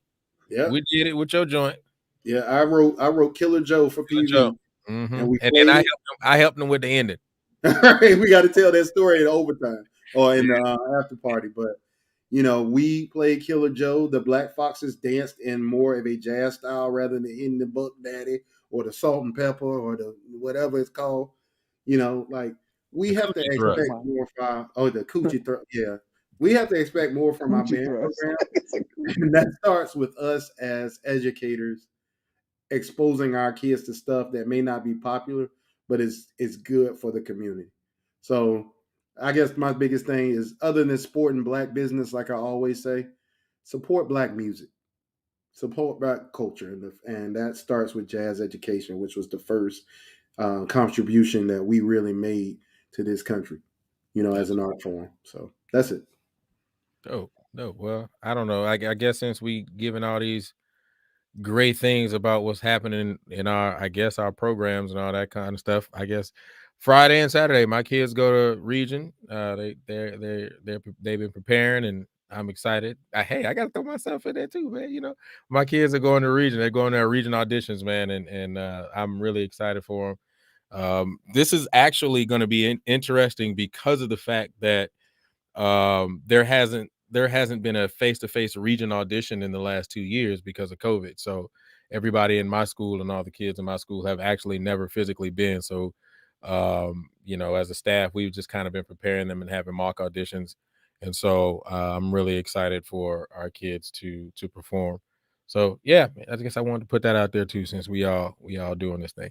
All right. So let me go ahead and get to the rest of the announcements, our normal announcements. You already know, all seasoning. If you ain't got to go pick it up, man, I'm always support my LB. As a matter of fact, we just celebrated our anniversary on the 6th, so we extra old in this game now. We officially the grandpas now. So, but my LB has us all season and a little love, man. He was just featured in an article for being not only just a African American person who has a seasoning, but also being a resident of Virginia.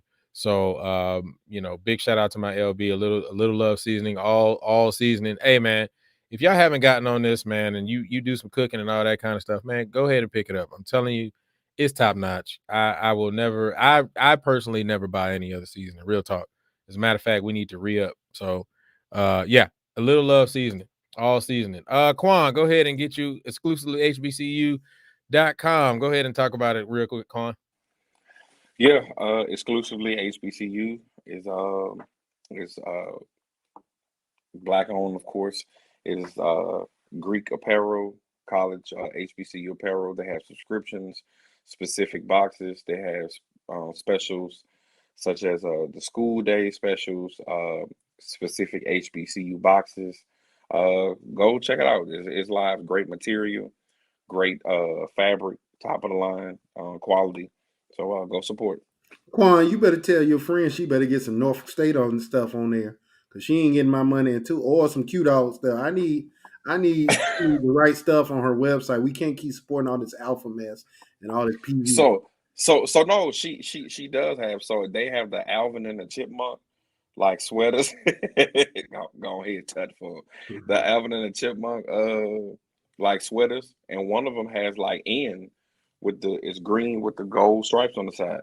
Now I'm not gonna lie, what I do plan on doing for my entire education career until I get to the collegiate level is rock HBCU apparel. So that's my next goal, is to get some Norfolk apparel, honestly. Get that, because our colors is green and gold here too. You gonna hit it like the Cosby Show, huh? Bill Cosby. Yeah. So, different. we like Living Single, man. She used to Queen Latifah on there. Yeah, that Holiday jersey that she hit, that was a beast. We need to find that joint. Yeah. Yes, sir. That joint was because our colors here are what is it? Hunter green, Vegas gold. So it's the same thing. So nice. Y'all was similar to what we had at Madison. That's why I say y'all uniform look exactly like our old uniform, dog. Yeah. I do have one more announcement. I'm going to make it my business to get Julian to stop saying similar and actually say the word, which is similar, because there's so that's one more thing I wanted to say, just make sure. Hey, I do want to say this. Sorry. The only announcement that I have, kind of quick, 2 announcements, is keep, honestly, these educators in your prayers, man. Like, coming back to school 100% face-to-face ain't no point.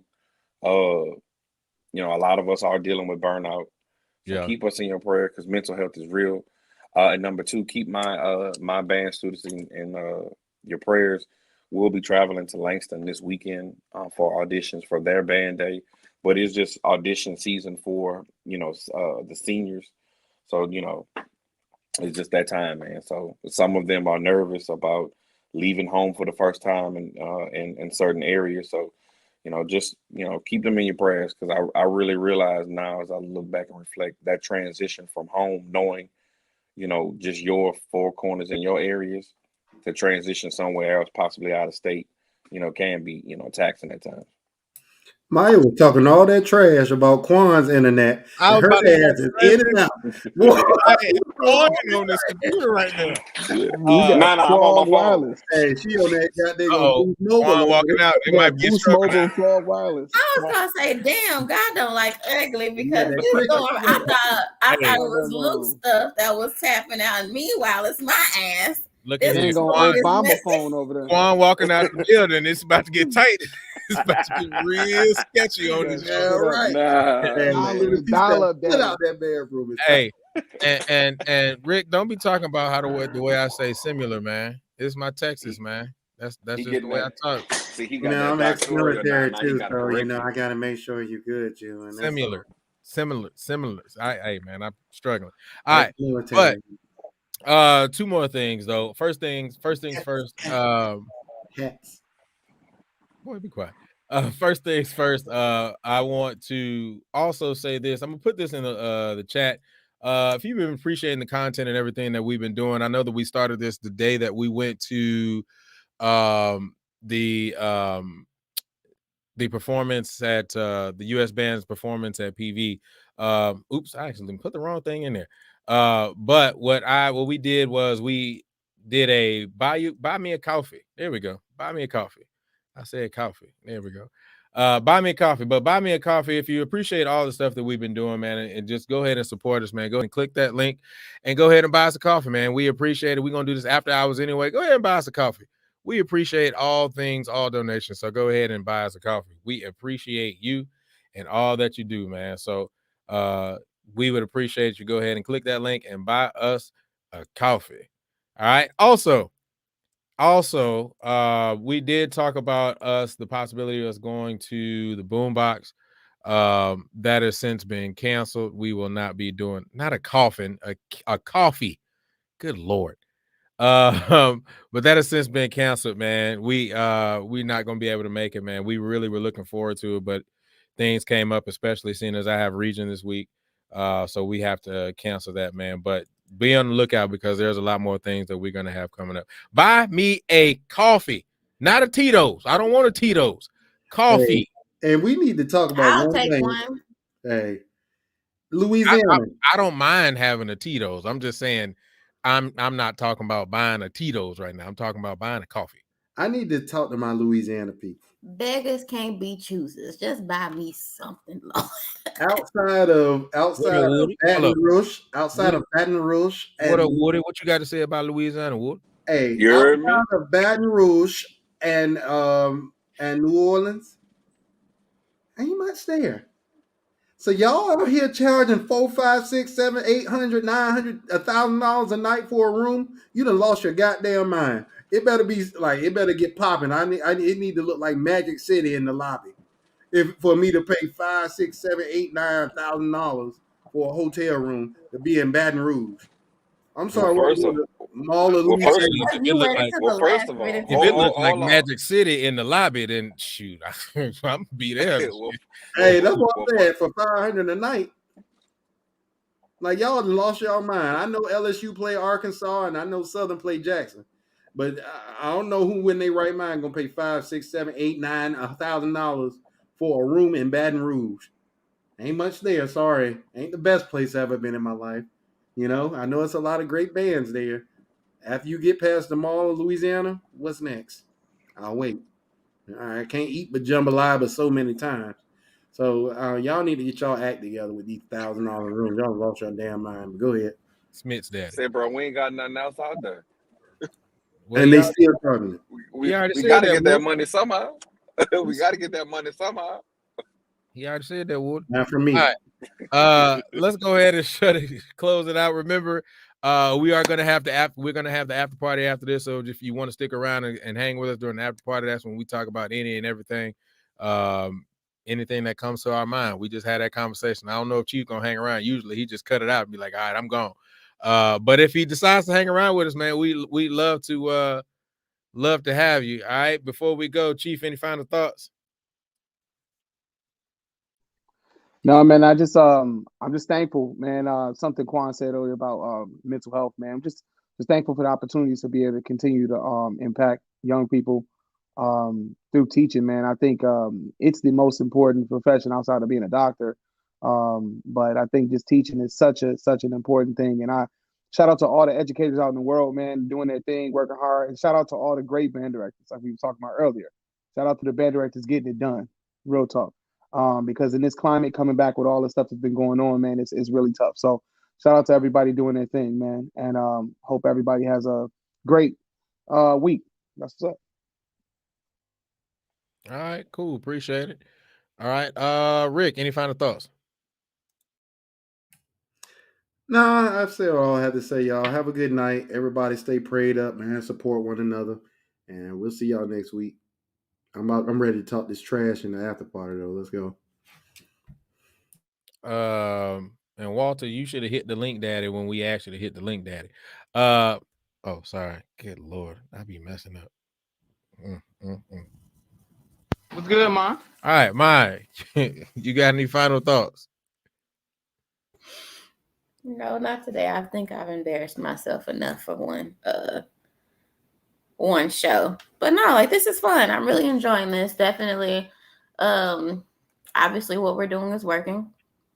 Reach one, teach one. So we just got to keep doing that. Y'all make sure that y'all join us if y'all really want to see us get ignorant. Yeah. Yeah. Yeah. All right. I agree. All right. Quan, any final thoughts? Nah, dog. Hit that like and subscribe button. Yeah, there you go. Want. There you go. Tickle it if you want. Let's get these likes up. It don't matter if it's at the end of the show. If you watching it later on, you want to catch back up, you can still click that like button. So appreciate you, Quan. You see, he had to say that shit fast because you know that phone about to go. No, don't do him. Now she's supportive. She's trying to support now because she know what it feel like. Not you trying to play me. I told you I can't do it. She up here, look, she trying to be supportive now because her energy, she got that. Absolutely. And was. She got that Smith's daddy now. Right. Now, boy, like I had dial up for a second. I was like, damn. So she done posted a couple of cute pictures on Instagram and stuff like that. So now she can talk to people. You know what I'm saying? Now actually, you're an hour late. Okay. Boxing. Exactly. I cannot do it. I've been trying to do it. I can't do it. Now don't be trying to come on now, Walter. Now you're gonna have to wait till the after party now. And thank you, Jamar. I appreciate it. Let me go ahead and close it out, man. I do appreciate everybody showing up. I appreciate everybody who's been supporting us. Go ahead and click that subscribe button if you haven't already done so. Also, make sure that you go ahead and click the like button. It doesn't matter if you're watching it live or if you're watching it later and you want to come back to it. Go ahead and click that like button. I want to go ahead and send me that same thing too, Chief. But I appreciate the panel, man. You know, I love all of y'all. It's always fun. We'll see you guys next week. No, we're gonna see him in 2 minutes. You say what? We're gonna see him in 2 minutes. Well, for those who hang around, if you don't hang around, my bad. God dang, how'd I hit that button?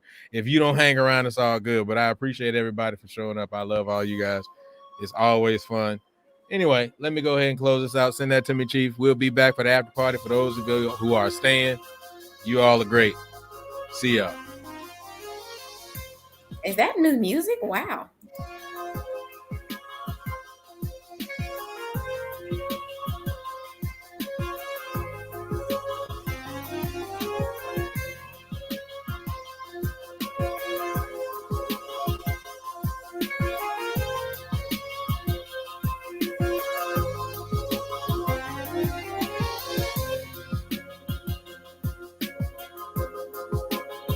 I just need to make it well known that these tracks were made by my LB. Just want to put that out there. Oh, that's all I was gonna say. Is this new? Well, all of the music is made by my LB. But this is new, right? Well, no, I played it before. You don't hang around for the after party. That's not true. You only did one and a half. Well, do you have to hit the club daddy tonight too? I don't ever be at the club. The club. He always say you be at the club. She be at the club doing the salt and pepper. You know, she's suspending some symbols or something. Right. No, I'm gonna show y'all. Let me find a clip, and I'm gonna show you. I can't do it. Like, I was born in Texas for a reason. I can't do it. She in that doggone. I mean, I'm gonna be honest. It all looked the same to me when don't. No, I can't scarecrow. The only difference, I'm gonna be real. The only difference that I ever see between the two groups is when the sets do it, they feet are different than when the Golden Girls do it. It looks like the Golden Girls be about to fall over because they can't. No, their hands are different. Ma, you had like 4 people tonight comment on this hair. Hey, look at that. This hat tonight is on fire. So I think that's the one. I was just looking at the fact. I was looking at the fact that it was Aunt Jemima-ish because it had the little rap daddy on there. That's what I was looking at. I guess. Why does it have to be an it? Like, because it's a hat. Because it's an it. How do you know that? Because it's straight. No, because it used to belong to a chick that is of Indonesian or Indian descent. Well, let's be clear. Her hair is actually longer than this. So yeah, it is a hat because the girl's true inches. It's the bangs for me, exactly. Well, Jamar been on your and they like it.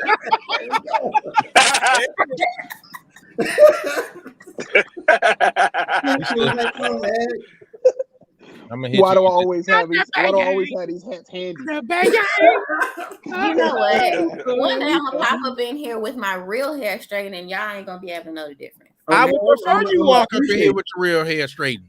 The first conversation before, like the first show, she had the Afro Daddy in it. Absolutely. The first two shows, the first 2 or 3. Thank you so much. It's Phoenicia and said, "Oh no, we already know that she about to." Phoenicia, jump on camera. I got backup now. No, Phoenicia ain't gonna jump on camera. You know she ain't got a hat on. Oh, it's late. Well, let's not do that. Don't do that. Phoenicia know I love her. Don't start.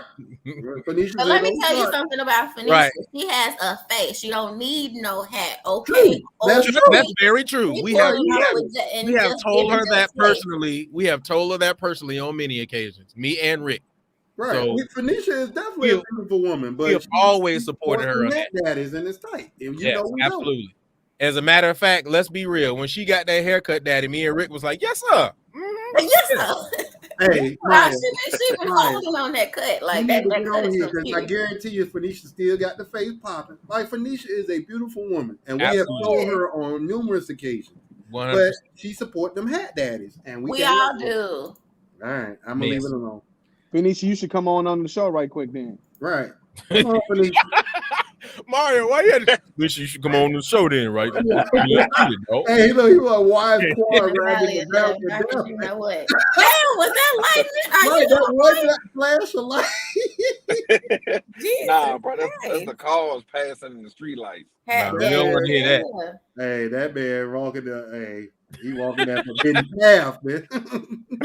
Hold up, man. Let me go ahead and do this because he needs to feel special and supported. I'm gonna support him though. Here we go. I know it's that alpha man. I knew Turn around, don't drown.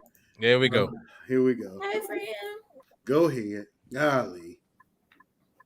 Man, it's 4 of us on here. Hell yeah! I just realized that. Yeah. Yes, sir. I know. Yes, sir. Hey, somebody sounded like they were coughing. It sounded like somebody strangling a cat or something. That's an old monkey. Was that Quan? No, that's his signal, y'all. He rides through the valley of the shadow of death. So literally in the shadow of death. Literally. What's up, Walt? Smiths. We can't hear your drunk ass. Look, we can't hear your drunk ass. He done had a couple. I can see it in his eyes. Look at it. I just can't even open them. Look at I just started drinking. Hey, it don't matter when it started. If you had 1 or 2, you there. I'm just here for the shit talk. And you already know. Why I always gotta have 4 or 5? You know what? Y'all can have it. I'm gonna start my own show. Because we everywhere. It's gonna be called. You're gonna have Elvis everywhere you go, man. Man, fuck that. City's a population too. And it's gonna be 4 cute outs in the city. And city's a population too. Oh my God.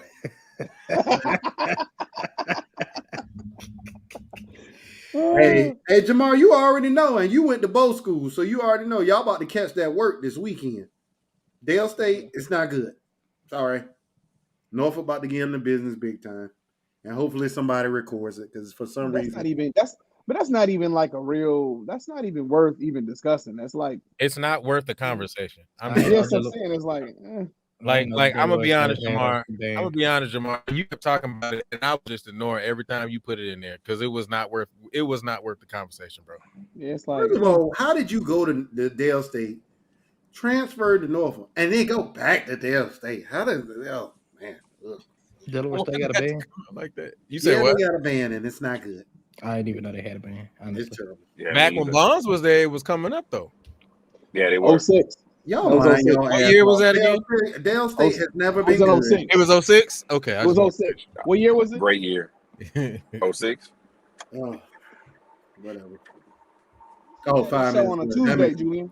You say what? We're having the show on a Tuesday, bro. Ice cold Tuesday? Ice cold Tuesday, bro. Okay. We should just do it on Tuesdays. Right. We should go ahead and do it on Tuesday. Y'all can have it. I'm going to have my ass right at work. Enjoy. Man, Rick, like, look, man. I can only take so much of this man's time. Y'all We gonna give it all to you, Rick. No gain. That's all right. Because I'm gonna get a couple of my dogs. We're gonna coordinate a call in. There's a lot of cute dog band directors out there. We're gonna call in. I mean, that's cool. They all gonna be late. Facts, and they we're gonna give them some peas in the tub. Well, Maya, enough of this mess. How are you? I ain't worried about these monkeys. Maya flaked on us. I need Maya to come back with it. I did not flake. That was Tammy that flaked. You flaked. I told you where I was gonna be at the lounge. Y'all could have still came to the lounge. Now that recording shit, I did flake on that because I didn't even get back to Dallas until I didn't get back here until like 6 or 7 on that Friday. We might swing through on Friday. Am I gonna be? Yeah, I'll be there on Friday. It's all good. But nothing. No, now y'all want to talk to me. Okay, no problem. What are you talking about? What are you talking? Are y'all talking about something else? Or are we saying you saying we don't want to talk to you? Both. Not that bad, gang. Well, Maya, let me ask you this. Most women name their hats. So what's this hat name that you got on? Is that probably Lucille? Is that Keisha? No, and actually this is just a headband. This is not attached. Thank you. This one don't have Shakita. This is not a wig, so she don't have a name. Oh, okay. Hey Julian, bro, you on that? You better not do this hard enough. It's tight. You say what? It is tight. She ain't going. The only thing that's loose is this bun up here. I'll text you. All right. She sold down, okay. Mario, only thing I got to say about that clip is hello. Mario, stop BSing to send me that mess. To you, bro. Oh, you sent it to me? My bad. Hey, Walter, remember when I tried to get y'all to listen to Go-Go my first year at PV? Okay, I see it. And y'all was not having it? And somebody had the nerd out their mouth. This sounds like Zydeco. I don't know who that was, but that person was not smart. That shit sounds nothing like Zydeco. We didn't know what it was. We ain't never heard of that before. That mess that would let you what you call it. Man, you tripping. Lord, hey, Mario, tell them, when that Go-Go used to drop, the party used to get started. I'm gonna be honest. Go hard, bro. Go hard. I fuck with Go. I'm gonna be honest. I thought it was coming from Texas, bro. Coming from Texas, bro. Like I thought it was trash when I got up there. Like I couldn't stand it for like 3-4 years. But then after a while, it grew on me, dog. I can't like Go-Go is dope, dog. I love Go-Go. Nah, if you in the South, to get it jumping, it's gonna be some bounce music. If it's obviously, man. I mean, you gotta remember, man. I grew up here, man. So as soon as you turn on, you just like, that bounce do a whole different thing. Yes, sir. Or you turn for us, it was during my time, it was Jubilee, man. As soon as you turn on some Jubilee, man, shoot, party gets hype. After that, it's a wrap. But say that was just like I hated chopped and screwed music. Like when I got here, I was like, dog, this shit is stupid. I still hate chopping and screwed music. Right. But it had to grow. I mean, it's better than what it was, but I hate chopping and screwed music. I'm gonna be honest. I was definitely with the Go-Go. What you talking about, dude? Come on. Everybody Go-Go. Man, the sweat Maya, Walter, we used to have this party at Norfolk State called the Sweat Box. Every Thursday. Dude, it was wild. Every Thursday. And it was a school sponsored party, y'all. So we had 2 gyms on campus. So we had the little gym and you had the big gym, which we could never use. So at the little gym, they use them for special occasions. So like remember a couple of times after the step show, we would do it right there on the party in Echoes, but it was other times it was in Gills. It was a school sponsored party, so they wanted to cut the riffraff out. As soon as you walked in, immediately fog in the glasses. Yeah, immediately. Hot, sweaty stink. But the best party. I'm from Dallas. Hey, we used to hit it. Man, we get thunder over here. They used to hit that Go-Go daddy, and that was because the whole party, all the Greeks is hopping. I used to get so tired of the Greeks hopping the whole time. So when you get up on these cheeks, dog. Right, exactly. Hey, Rick, Mario, let's keep it 100, Mario, dog. After you cross-eye, when 03 used to come, all y'all used to do was slide through that joint the whole time. Not me, because I didn't even hop. You didn't hop, but I said y'all. I was on the cheeks, bro. I was not on the hop. Rick, we had a fight with the Qs 09 because of that shit. The band and the Qs.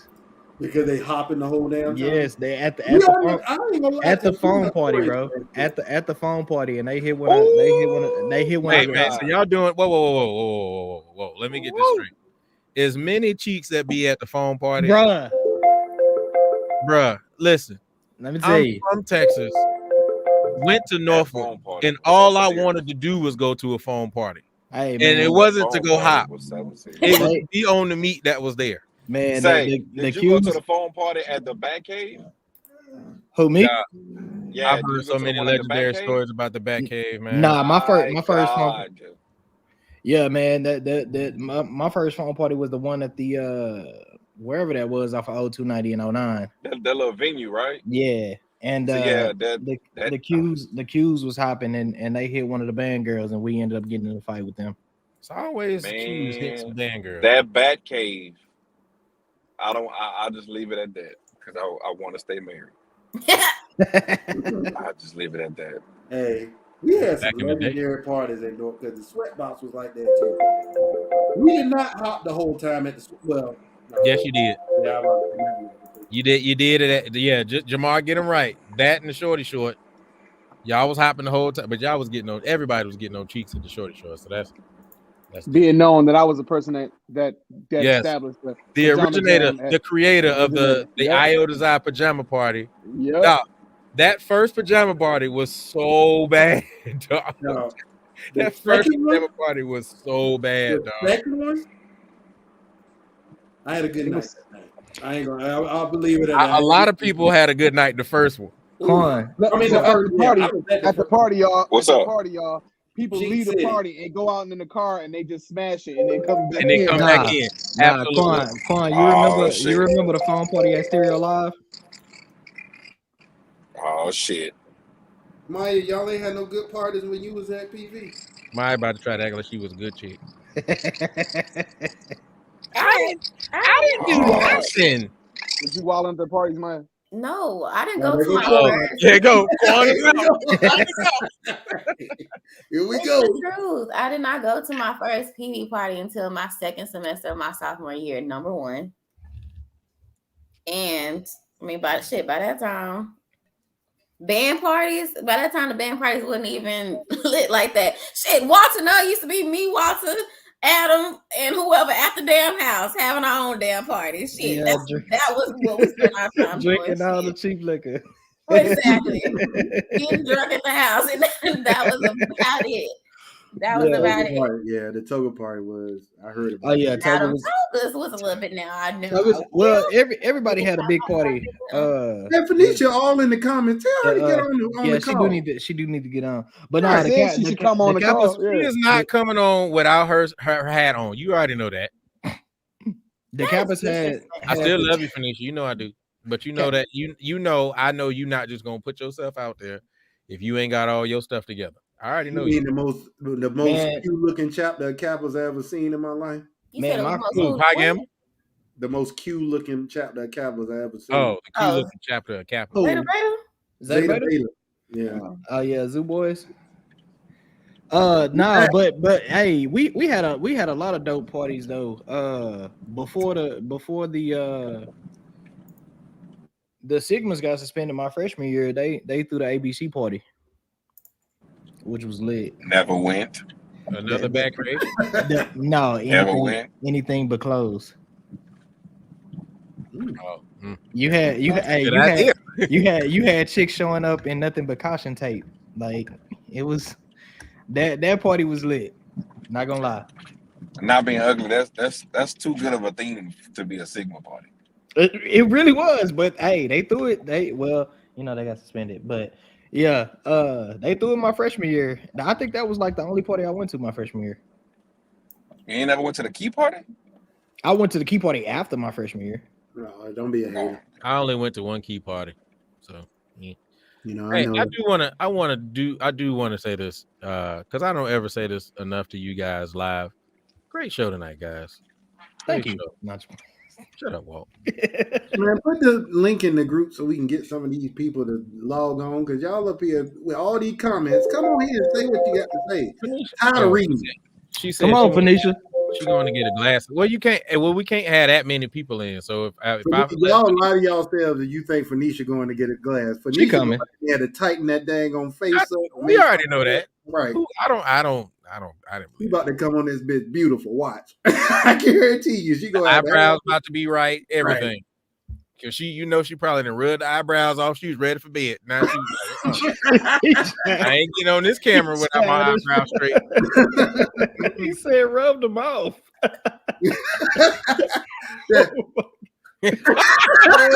my God. But these oh my Lord. Hey, Julian, what mic you use? Out of love, though. You say what? What mic you using? He don't know. He got that shit off Amazon. Don't do that. I got my mic off Amazon. I got this little blue Yeti Nano, the smaller one. Miss. Oh, you don't like it? You said little small. What's no, it's like this is the size of it. Oh, this mine. Oh shit! It wasn't as easy as I thought it was. This one I use it for. But we got the same mic, man. We don't. Oh, you got the bigger one? Don't get it twisted. That's what she said. That's the big daddy now. Don't do that. That's what she said. You beat me to it. I was gonna say that. Well, we can't. Stop playing with it, man. Yeah, that's what I thought. You had the Shure. You got the MV7. Yeah. Hey, look, Quan got that canes he getting right now. We see it in the background. That man about to get that unseasoned chicken. Hey. I still think that was the greatest invention ever. I'm gonna make unseasoned chicken, put all the seasoning in the sauce. That's smart. All the seasoning in the sauce. It's open, y'all. Hey, it's open. The thing with canes is that daggone toast. That toast hit. That toast. Have you ever got a B.O.B. butter on both? No. What? Yeah, you can get butter on both sides. That should have changed your life. Now wait a minute. Now you said what? The toast you can get a B.O.B. I ain't never heard it. Yeah, I thought it was butter on both sides already. It ain't butter on both sides. Nah, wait, what we talking about? When you order the toast, you got to tell them B.O.B. What on what? Yeah. Butter on both sides. Butter on both sides. I love butter ass bread. Shit, I need that Razor cane. Now I know that because my youngest son, he had work here. And he was like, y'all got to try that B.O.B. We was like, what the hell is a B.O.B.? It was like butter on both sides. I was like, shit. I thought that was changed my life. It's one across the street. I'm about to Yeah. Ooh, when y'all go to Whataburger, you got to get it cut in half and toasted on both sides. See? Now. So I don't even go to Whataburger no more unless it's for that honey butter chicken biscuit daddy that they serve. Don't do that. I don't eat beef, so it's tight. I can't go. So for all you people that don't live in Texas, Whataburger is a stud. And if you ain't never had it, I'm telling you. Hey, I'm from. Howdy, how are you? Hey, I'm from Texas. I'm from Texas, and I don't fuck with Whataburger. Yeah, because you had it your whole life. We ain't. You tripping. You are absolutely tripping. If I still ate beef right now, I would definitely go get me a double Whataburger with cheese. Tripping. I've never had the real one. I had the bootleg one that's in Newport News. That's it. Yeah, that phony one. Yeah. I'm out on that. Tomorrow, you being serious? Wawa's trash. What is Wawa? Whoa. Wawa is not trash. That's only Wawa I know. Wawa is in South Dallas. Maya, Wawa is Virginia Buc-ee's. That's what it is. We going to South Dallas for Wawa. It's a small Buc-ee's, but Wawa is not trash if you get the right thing. You get one of them little sandwich scuds. Them joints is all right. Yeah, that steak sandwich. Bro, what's a scud? Scud is good. Scud is good. Yeah. Straight bucket. Hey, they used to use that when we was in school, when they was at PV, and we was like, what the fuck kind of lingo is that? I'm telling you now, bro. Dropping that water on you. Listen, I'm telling you now, when we start coming up with the talk shirts with all the daddies and the scuds on it, don't be surprised. Just go ahead and pick Just one. make sure We the Blacks is on there. That's mine. We the Blacks. I got We you. the Blacks. We the Blacks. I'm Y'all gonna make being sure. rude. We got company. Ain't nobody said nothing now. Nothing. Not Right. even a real Y'all hello think, was what's up, bro? said. Man, I've been holding on to some things because I listened to the show, but let me tell you, first of all, I was watching Showtime's live when it was happening, and let me tell you, everything that was happening around the live was way more entertaining than what he was actually filming or trying to film. Because what happened was they kept taking his camera away, but they didn't turn it off. So we learned all about Miss Williams, who was opening the door for people, and her greeting people, and they not knowing where that camera was from. Somebody was about to take it. Like we heard like everybody talking the whole time. We all sitting there like, yo, what in the world is going on? So like, and then when they came and got him the second time, and they walking him out, and like one of the security guys got like real gruff. It was like, AD say you banned. Like, you know what I mean? Like, whoa, dog. Like, are you really? Why the hell did they like shut it down? Like, what's the official reason why they shut? I saw someone say because when he came back in, first of all, he was in a seat that wasn't his. He was supposed to be in the horseshoe.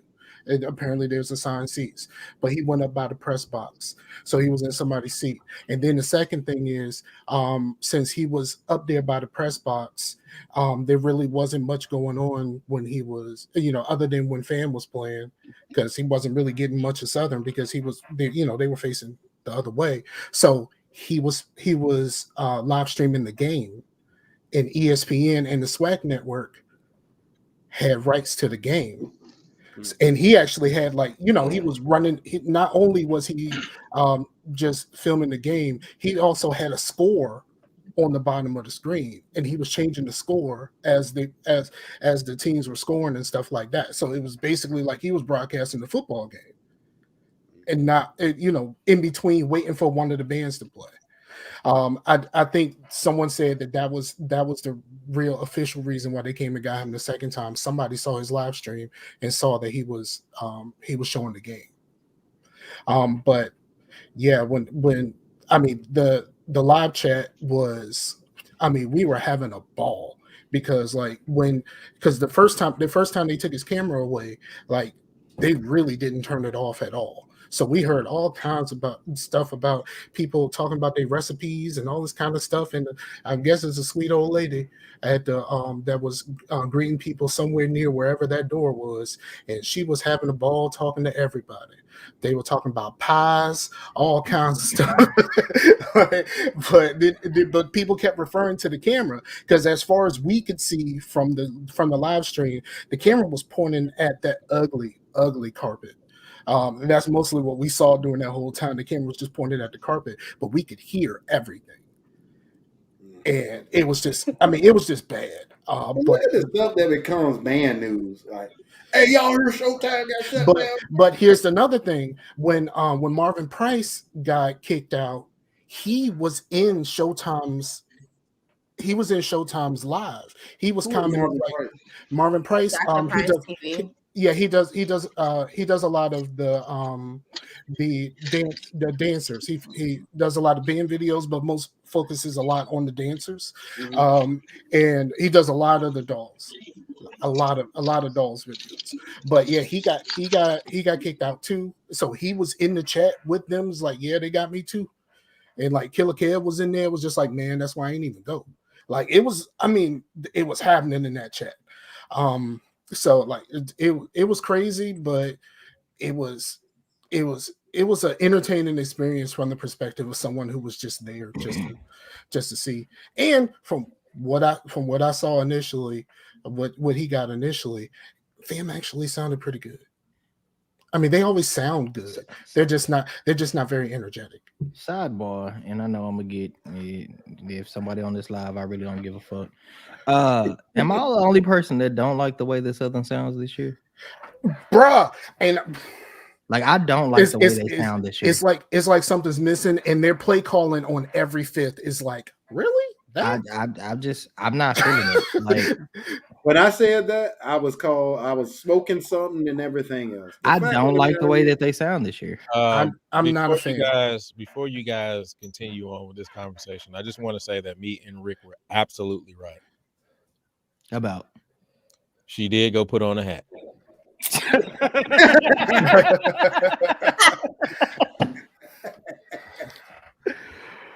Oh, going back on what that B.O.B. talking about? Oh my God! I already have a head. Phoenicia, what's up? The Queen, what's going on? What's happening, folks? You are dope. She is enjoying her Arizona living. Arizona. That sounds like our life. She out there in the sun. Now look at Quan in this steel screen he got going with the big cheeks. He got food. and go ahead, shit. Oh, so Phoenicia actually did go get. She joined you. She got a little something on. Okay. Wait a minute. Where is my Cheers. She taking it to the head too. Mm-hmm. Good old Prosecco. I know that's right. You don't know about that wine. Walter said he got something a little stronger. We hard liquor. I got that too. I got Hennessy in the refrigerator, but it ain't that something nice. Hennessy is cognac, but and I don't drink it. Henny is trash now, so it is. It is.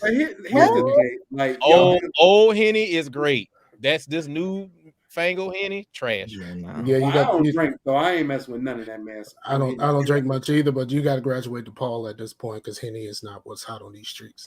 We don't drink, and we don't smoke. No, hey, Paul, step down. Wait a minute. Let's be clear. Let me be honest. You gotta get some flavored Paul. So peach Masson? No, we was wait. Paul Masson? Yeah. I would never. I ain't doing no hen dog ever again. I'm not doing Hennessy, but I'm definitely not doing Paul. I just do Fireball. Fireball and cream soda Fireball and cream soda makes an awesome drink. Let me tell you, that peach pie had me doing an Indian pie one time. I ain't never ever doing that. Yeah.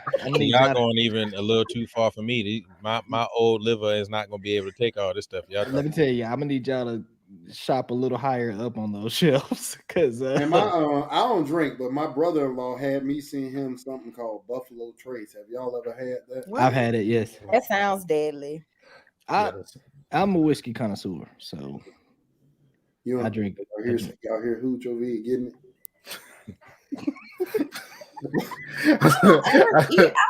I said in the chat that snore sounded like a Southern first note. Hey, he was going in on that last slide, man. I'm gonna show y'all. Look at him, y'all. Look, I said, well, damn. He worked a full day. No, he had him. With his meat hanging out, and he is comfy. He is meat. Like, go ahead, Hooch, get your sleep, buddy. He's meat hanging out. Wow. He worked a full day. Hey, Phoenicia, what's up? Nothing. Just enjoying this little new move I done made and working. What you doing out there, Phoenicia? So I work at the University of Arizona. I'm a senior academic advisor. Yeah, that's Congrats. Thanks. Kind of jumped up in the pay pool, making my little. Well, let's do that. That's what I'm talking about. You hit Hey Eyes on Steve up yet? Yeah. That was before she right. When she had when the thought hit her head, that was the first person she called them before she even had the thought. Right. I did not. I told her that I applied for this job after I got the interview. She didn't know that I applied for a job in Tucson. Did you have a conversation with her before you even applied? No. So you had never talked to her prior to that? No, she didn't know that I applied for a job at all. I just asked, had you ever talked to her? Tucson. So stop. Hey, we need to hit y'all up. Me and Guy might be in Phoenix soon. Cool. Phoenix is like an hour away. Yeah. Where did Alan and Steve stay at? They stay on the south side. They live like 40 minutes away from me. Oh, okay. So I want to quickly bring up something that was brought up. Whose goddamn phone is this? I was trying to figure that shit out. Oh, can you hear that? That's my computer. Sorry, y'all. I'm still working. Oh, Let me. Ain't no work. But This I is wanted very to much bring. work. What else sounds like that? You said that she be working while she on the show. She phoned it. Yeah, I don't do shit all day, so I be having to do it at night. Shit, I be at the house doing nothing. But I wanted to bring up something. I put that Captain Daddy's joint in the uncut group. Everybody was like, you just gotta get a tail look good, dog. Like, Man, listen. That From shit what I trash. can tell, it Trash. seems like a whole bunch of Southern people who can't let go of that tradition that keeps on It's gravitating towards it. I'm That sorry. shit- I'm not sorry. That Captain Daddy is trash. That shit You know what, tacky. time to let that Captain It is Crunch tape trash. go, dog. Yeah. But that's I but you know mean, what, dog? It's the way I Southern look music. at it like this, I'm gonna let you go, Rick. But the way I look at it like this, dog. Even McDonald's had to upgrade their uniform at some point. So if you can't hold on, the tradition is not that good that you just gotta hold on to these phony Captain Daddies, dog. Nobody does this anymore, but y'all. Let me tell you, even the fire department know that the old shirts look like janitor shirts and move to a different uniform. Now, if they can do that, they need to get rid of these conductor suits. I'm sick of them. But the thing about it is this, and we all know this because we can all compete against them and whatever. Southern is a prisoner of tradition. I don't think that they don't hire from outside the school because they don't think people can do the job. I push back on that. A juke got to teach somebody how to be a juke. I think that's whatever. I think the real reason is that you can't go in there and change it up. If they change that drum major intro, they probably get people to take their money away, everything else. They do the same stuff over and over nonstop because they have to. So they ain't gonna never get rid of nothing. They ain't gonna never change nothing. Tell me something that Southern has changed since we all been watching them. I saw Southern for the first time in 2000. Well, I'll say one thing that they changed during the Alcorn Fifth. The drum major was actually playing his instrument in the band. Well, he should. He don't do Instead of shit just else. standing there doing nothing, he's actually playing his instrument in the band. He don't do shit So else. he actually had a purpose then. Yes, Right. absolutely. They gave him a purpose. They just go play. Man, Corey, you used it right, Corey. I'm proud of you. Change that Captain Daddy. Corey, don't let them don't let them drag you into that shit. Southern ain't changed the drum head since '93, man. Like, I mean, answer the question. Y'all name one thing that they have done different. That nothing. So I feel sorry for them. They added some new music. I mean, everybody adds new music. You have to. Well, except for Bethune. Bethune don't add. Then I add no new songs. Man, But they want to add a new song, but it's like years after everybody else played it. Was I the only person when Fam played that vice versa in the fifth quarter that was like, "Are you fucking serious?" In the Southern Fifth Quarter? Yes. I haven't even seen that fifth. They played Skin in the fifth quarter. That's what it was, Skin. They played Skin in the Fam? fifth quarter. Yes. Well, look. I can't even argue because I looked at Julian when PV played that Out on a Limb in the fifth versus Graham, and I just couldn't. Skin is a game song. Yeah, you did.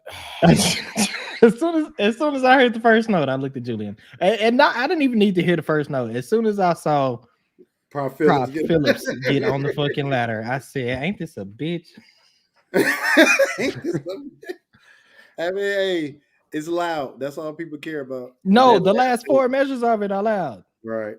I mean, the problem I think with that day was the fact that they looped the melody. Like, we didn't need you to loop that, Daddy. We could have just went straight to the end on that one. You could have not played it, period.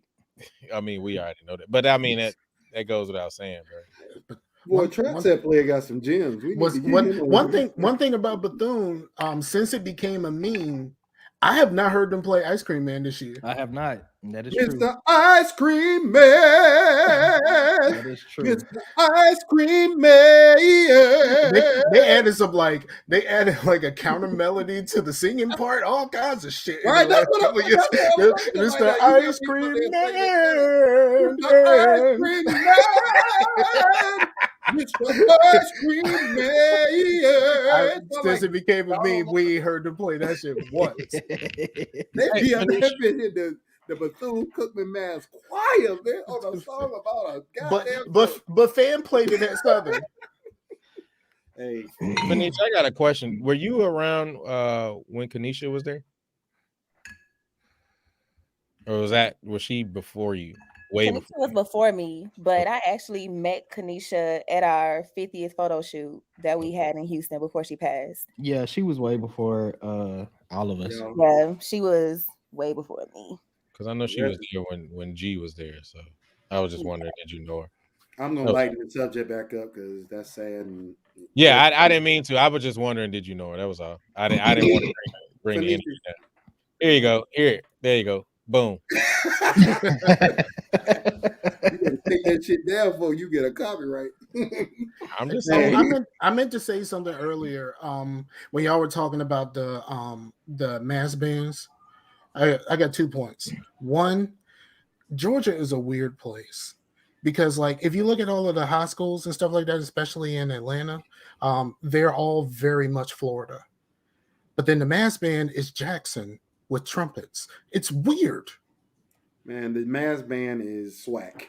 That's what it is. It's Jackson with trumpets. Like, it's very Jackson with trumpets. But that's all the mass bands, right? And then you mentioned Virginia. I hate the fact that we don't have a strong mass band presence at this point, because Virginia should have 3 bands at this point: Hampton Roads, Richmond area, and Northern Virginia.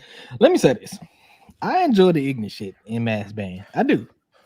I think that is a perfect place for you to go and do Ignis shit. Now, the issue is when you bring that Ignis shit back to your home band and think that that's what your home band is supposed to sound like, because we did hum 2010 maybe or 11, and it was amazing. But the first thing they said, especially from the mellophone aspect, the first thing they said when we came to hum, it was like, "Oh, y'all play 2 round, like 2 round." And I said, "Well, we're mellophone players." that is the nature of the Y'all horn. supposed to play like trumpets, dog. Y'all supposed to play like first trumpet screaming players, dog. What did you expect for them to say? And Like, on that ignorant shit, I don't even want to talk about that. Hey, Maya, Phoenicia, can we talk about all these fine Fox alumni that y'all got? Because good Yes, God, Lord. that 50-year, hey, Walter, you were standing right beside me when that 50-year-old me came in that back room, and me and you were sitting at that table for homecoming. Let me tell you, the Foxes have always been my favorite. Not just because I went to PV. The Foxes have always been the favorite. I just have. You know who else like that though? I just never liked the way they looked in them flapper girl outfits. Now, outside of that, it was showgirl. No, you know who else like that though, y'all? Yes. Got them fine old alumni, and Kamala Harris is one of them. Howard University. Howard University's homecoming. Man, that should make you want to move to DC. Hey, I'm telling you. I don't understand why you sound like Uncle Ruckus when you said that. I don't know, but that Kamala Harris, you know who's fine to me. Hey, I love Man, Kamala Harris. I almost spit my drink out, man. Julie, them Howard women are so fucking I'm telling you, Negroes, that's just beautiful. Yeah, that's exactly how you sound, bro. Them man, hey, look, homecoming was always a special time at PV. When them 30, 40, 50-year-olds show up on campus looking like a bunch of stud butters, and you in there, I'm like, I got the bread right here. Hey, he's stupid. I'm gonna have to disagree with Trap Set Player on this one. And I was just about to say that he talking about G-Ho. I really want to go because they keep pumping that shit up like it's just the greatest. Now it's not. Is that A&T? Yeah, that's A&T. I will say hold up. Hey, hold up. A&T's homecoming's off the chain. Off the chain. I get it. I just and I went to experience too, so I was down there having a good old time. I just got to experience it because people be talking about their homecoming, and I've still yet to be to go to a homecoming that rivals ours. So I gotta go because PV's homecoming. I will say this: I've been to. I think me and Rick we went to Southern's joint. I've been to A&T. Yeah. Of course Norfolk, PV. I will say this: And I don't know, maybe because I have such a connection with PV prior to even, being there and being on staff there. But I just enjoy PV's homecoming a lot more. Because 2012 my was not experience, good. my first experience of A&T's homecoming was as a student. And back in the day, dog, A&T used to be rough. Like when we marched through, I remember when we marched through and it was during their homecoming. Norfolk, we got the helmet daddies. So I remember, man, one of the dudes was outside, and he was like, "Man, get y'all weak ass out of here with them fucked up ass helmets before we beat y'all." I was like, "God damn!" So, but that's HBCU culture, though. It ain't no different than Right. when Southern Nah, Martin I'ma Luther slap Jackson. you, man. Don't do that shit. And they be hitting it with them pom poms. But you talking about an isolated program. That's not everybody, bro. Because we not like that at Norfolk. PV ain't like that. PV And ain't like they that. say Norfolk is a safe haven. Shut up. Well, Literally, the Norfolk State blowdown is we don't drink and we don't smoke. Norfolk. Sorry, man. That was our blowdown, y'all. When we was about to stop. Yeah, that was our kickdown. Y'all was in that whole line too. But Norfolk ain't got no pride. I think Hampton Roads is a big problem. Norfolk ain't got no pride. Like it's not. You tripping, bro. I think it's not. It's not as strong as other places because I mean, let's be honest. Yeah, most of the people from there are not. Most of the people there are not from there. They're not from there. Everybody brings their shit with them, and like everybody, we don't have nothing to rally around. When I got there, when I got to Norfolk, I couldn't meet too many people that was directly from Norfolk or didn't claim outside places that weren't Norfolk. Exactly. Like because the Bears in Norfolk suck. But then you're proving his point. Yeah, I mean, I'm from Newport News, so and I live in Richmond now. But like in Hampton Roads, like because of the military, like no one is from there. Richmond phony too, though. Yeah. Richmond is the worst. Is the absolute worst. This is the worst place I've ever lived in my life. My wife from Richmond, so it is horrible.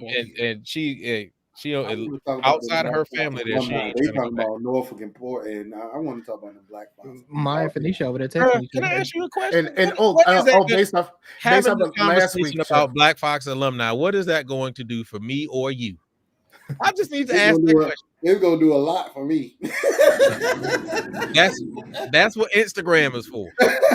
As a matter of fact, let me go look up Dominique right now. Rick, last week when you mentioned about the governor's race, nobody here is surprised. I heard about that, man. Yeah, no one here is surprised. Like on all of these news stations, they're acting like, it was a big shock to the Democrats. No, it won't. We knew when they took down all of those statues that someone was going to pay for that. Yeah, and then they went and found the most character Black person they could find to run with them. Yep. That's a whole nother conversation. I didn't even know Dominique was still hitting the dance, daddy. I didn't either. You thought we were saying studs. Oh my God, no. Trap Set got these gyms coming in here, bro. Who is he, dog? Like, Trap Set player, you gotta come on the show one of these days. Do you know that lady name that came in the band room? She's about 50. She marched in the 80s and she was bad. I need to get this name so I can look up for it. You're talking about like how many homecomings ago was this? Right, and how many foxes were in there? Walter, we was sitting in that back room eating barbecue. Me, you, I think Julian was back there with him. First of all, if it was a homecoming, I was drunk, so I can't tell you what what happened. Eating barbecue, you couldn't have been that drunk. Hey, Maya, explain. Wait a minute now, Rick. Now you ain't never been drunk. You ain't never been on that side, brother. Trust me, you can't. Maya, explain to Rick. Hey. Half the never mind. So that's one thing I did learn. Like when I was at PV, now I was astonished, and I do mean astonished, when I found out y'all are regular. Oh, I'll let y'all.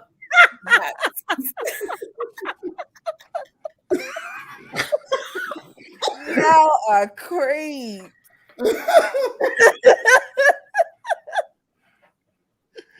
Yes, sir. Yeah, Dominique. Hey, I follow. soon as I seen her, first of all, because didn't she come up one homecoming? Yeah, she did. Yeah. She's And come then up because I more saw than her one on Insecure homecoming. Daddy. She's come up a few. Yeah. She came up to homecoming right after Insecure, but she's come to plenty of them. Right, but see, I didn't know who.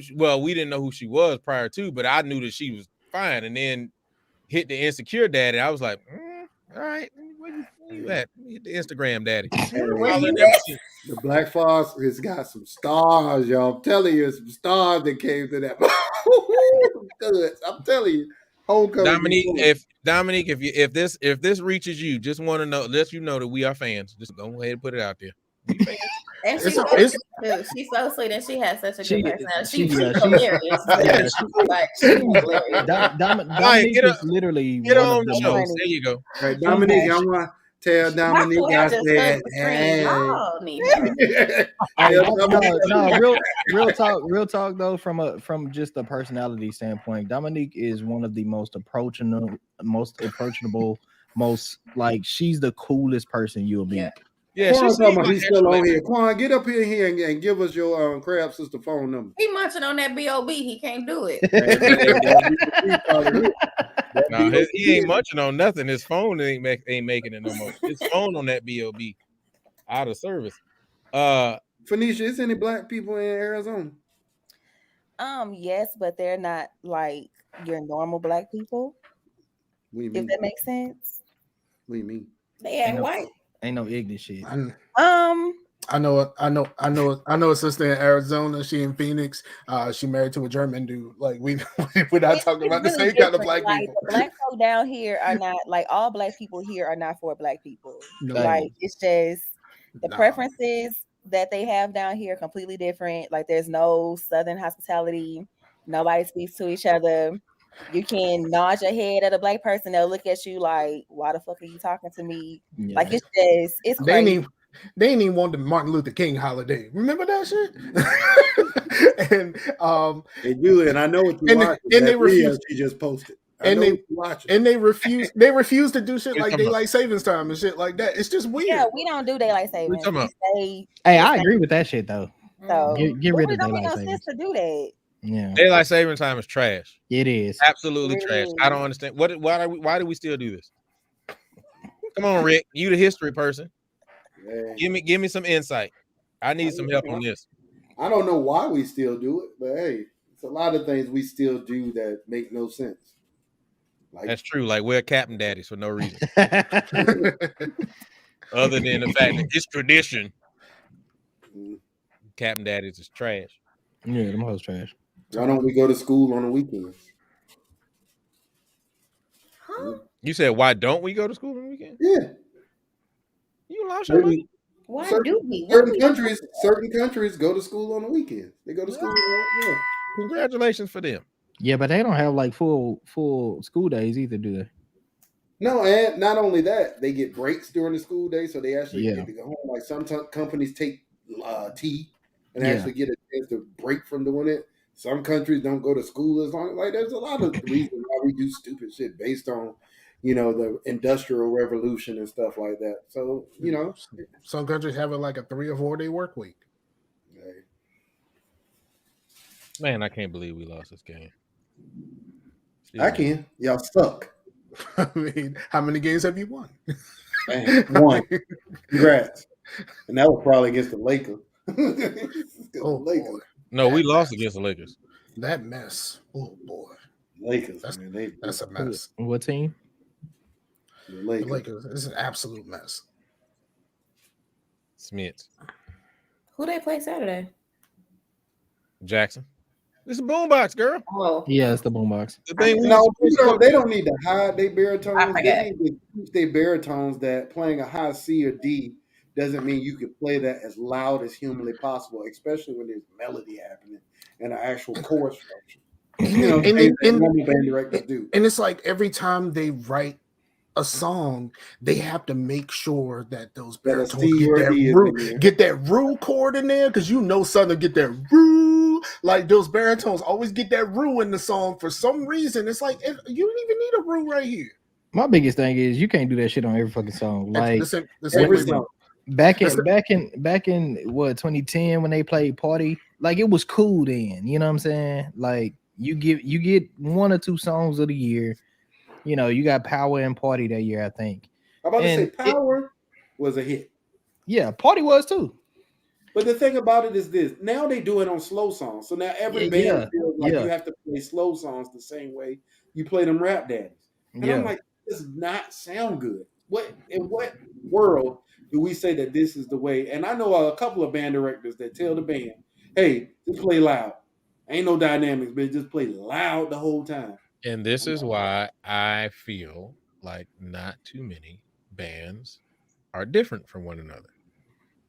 Like, because like you brought up, Rick, you brought up the thought process that it's really just the people in the SWAC. How many other band programs that we are really talking about that are outside of the SWAC? We don't know. I mean, what there's I'm saying is, I said that we're talking about that are a part of the conversation, right? You can say Norfolk, but Norfolk is in the MEAC. How many other bands that are reputable programs that are still in the MEAC? Exactly. CIAA. I mean, but we wouldn't know because you never see videos of those bands. Yeah. That's because the media videos teams don't are be horrible. But then again, like Southern's media team is too good. Like they put out too much work. They put out way too much work. And because everything that they do we've seen before. And we've heard it so many times. You know how many times I'm you know how many weeks ago I got sick of hearing Power? They be altering videos every week. every time, Walter. And they be altering videos. It's so comical now because literally bands that we know have traditionally been good sound horrible on these clips, man. Like, they be altering videos. I'm not gonna lie though. I am looking forward to seeing the recordings from the boombox because I personally just feel like Jackson's pen game is unmatched this year. Jackson is boring this year. That pen game, them arrangements are different. Jackson is boring. Jackson is the Migos of marching band. Them arrangements are different this year, man. Jackson is boring. Jackson is the Migos of marching band. The best all of their songs sound like they songs. It don't sound like nothing else. Half of them don't even sound like the song is supposed to be. It just sounds like a Jackson song. The best that Jackson is giving you is J5. Nah, that pen is ridiculous this year. And a new Hispanic set chick. The one from, I think is she from Dallas? The Hispanic girl? Yes, her name is Priscilla. Yeah. Oh, they have a Hispanic girl in J sets this year? Yeah. Her name is Priscilla, not Hispanic girl. Well, I don't know the girl's name. Thank you for clarifying.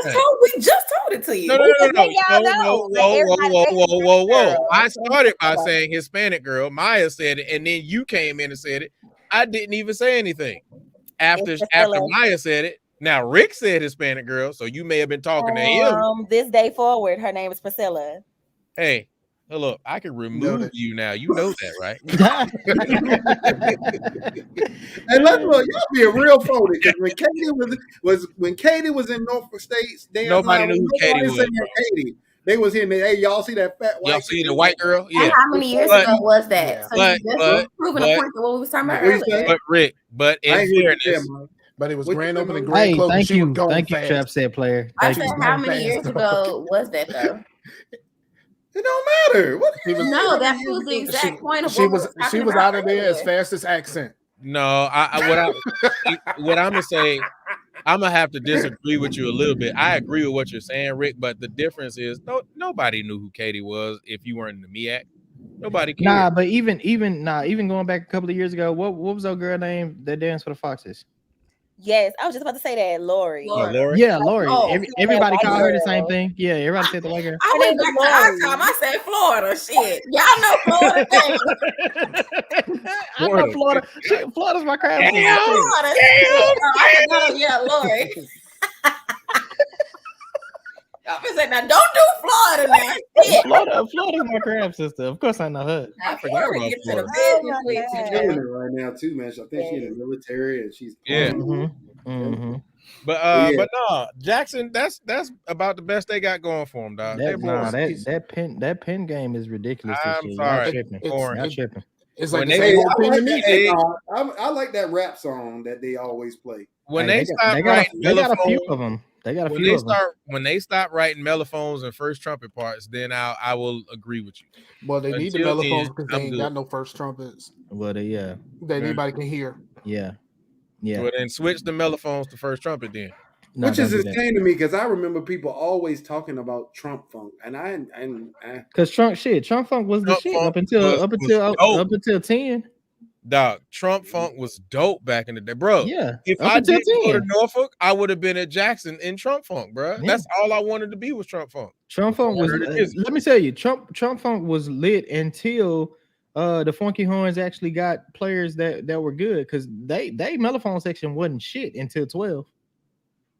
Arizona equals Get Out. I'm sorry, that shit is funny. But yeah, for me, Walt, man, like I gotta be honest with you. I have never been a Jackson fan. Like Julian will tell you this. I struggle to find something that just blows me Let me tell away. you, Their telephones play loud, their tubas are loud. I feel you, but I can name. I'm talking about that pen game. I can name you 5 arrangements now this year that have set the tone. Like what? That family ties. Family ties don't sound like the song, dog. I don't give a damn about that song. I'm talking about that pen. I need to hear this. I need to hear it. The song sounds that good. family ties, that My Life by J. Cole, that Vaccine, that I Did It. Which one we need to pull up, Walt? All these songs sound like Jackson's Hey, songs. They don't sound like the actual you can pull up song. that family ties first. That hoe, bruh. It's strong, but it don't sound nothing like the about this song. family ties to Phoenicia because I need to be convinced. Maya, tell me what you think. That Vaccine smack too. Well, I don't even think I think they only gonna be paying attention to the sets anyway. I ain't saying that you don't care about the music. I'm just saying that. Hey, who does anybody know who that short haired set is that be in the middle? That little yes, yes, What was the dancing doll? Her name starts with a K. Let me see. Kenji, yeah. Look here. I was going to say Brownie. If we let's be honest, okay, let's take it back to what year was that? 20? Was it 20? Her name was Kenji. Yes, Kenji. Kenji. She's the only one on the team with short hair. Who got the Instagram? She has a bang. She got a bang. But so Brownie, when we saw Jackson 2 years straight in a row in 13, Louisiana, 13 and 14, are we gonna be honest and say that they wasn't talking about nothing? And they got y'all the biz on that 5th quarter when they opened up with ain't worried about nothing. Maya, whoa. No, she asked me I got you, bro. I got you, bro. I got you. We have already admitted that we got smashed that day. So okay. I was just like, let's be clear now. Let's be clear. There was already admittance to that. We got smashed. Let me tell y'all, when they opened up that 5th and they said the whole world loved me, but PV wanted to touch me. Hey, and they started that first. You ain't even got to go that far. Sacked up. As soon as sacked up, zero quarter. We tried to hit them with that that joint Chris Gray wrote. We played that. We thought we had done something. What was it? Who run it? Turn up. And I'm like, hey, that's sacked up. I'm gonna say this. It's only been, I say maybe 3 times in my career where I wish I would have been on the opposite side of the field, or better yet, take my ass to the back of the bleachers and ain't have to sit through that shit. Power 2010 when we played Southern and we were sitting over there in that green light and at Bonner, I was like, oh, take me now, Lord. And then they slowed that hoe down. My nigga. Yeah. I'm talking about when I was at PV. I can tell you the variation of the counts. I can tell you the first count that DT threw to that song because I watched that no less than a gajillion times. Just to relive that damn moment. My stomach was in my ass when that shit. I'm serious. Phoenicia, you were there that day too? Yeah. Wait. I didn't start marching until 2011. Oh, that's right. So that was my crab year. So 2010, that's right. Yeah, that was your crab year. Green light. Not a good day. And then they played green light or y'all played green light? we had on green light. That's what It we was called a the green uniform. called green light. Oh. That lime green ass, Yeah. pale ass with the bow ass on the ass. Green light. Shit. Hate that damn scratchy ass. Them Flappy Girl uniforms. Hey, Julian, pull up that family ties for Rick though. Pull that shit. Oh, what was the I want to hear this other right, this the other other time. two times. Right. What was the other 2 times, Ma? You said Jackson State. You said when y'all got creased on green Don't light. say y'all. Your ass was there too. You are partly responsible. Do not do that. You are partly responsible. Let's be clear. Let's be Hey, first of all, Are you talking about? Are you talking about the Jackson Day? I'm talking about the us's, the we's. We was The weed. First of all, I our wasn't band there. had 110 people in it, soaking wet. I wasn't there. Guess what? My damn section was the largest section in the goddamn band. Exactly. Y'all That's had true. I know. That's absolutely true. But I will also say this, and I'm gonna put it out there. That day was a rough day because of meetings that had happened prior to that y'all ain't even know about. Y'all didn't know about. I will leave it at that. So what made but what does that have to do with what I'm just saying, I don't know shit about the meetings, but just to be honest, came to play. We came. There wasn't even going to be a 5th quarter. That's fine. Yeah. The thing is, we was in that bitch paying proud family and the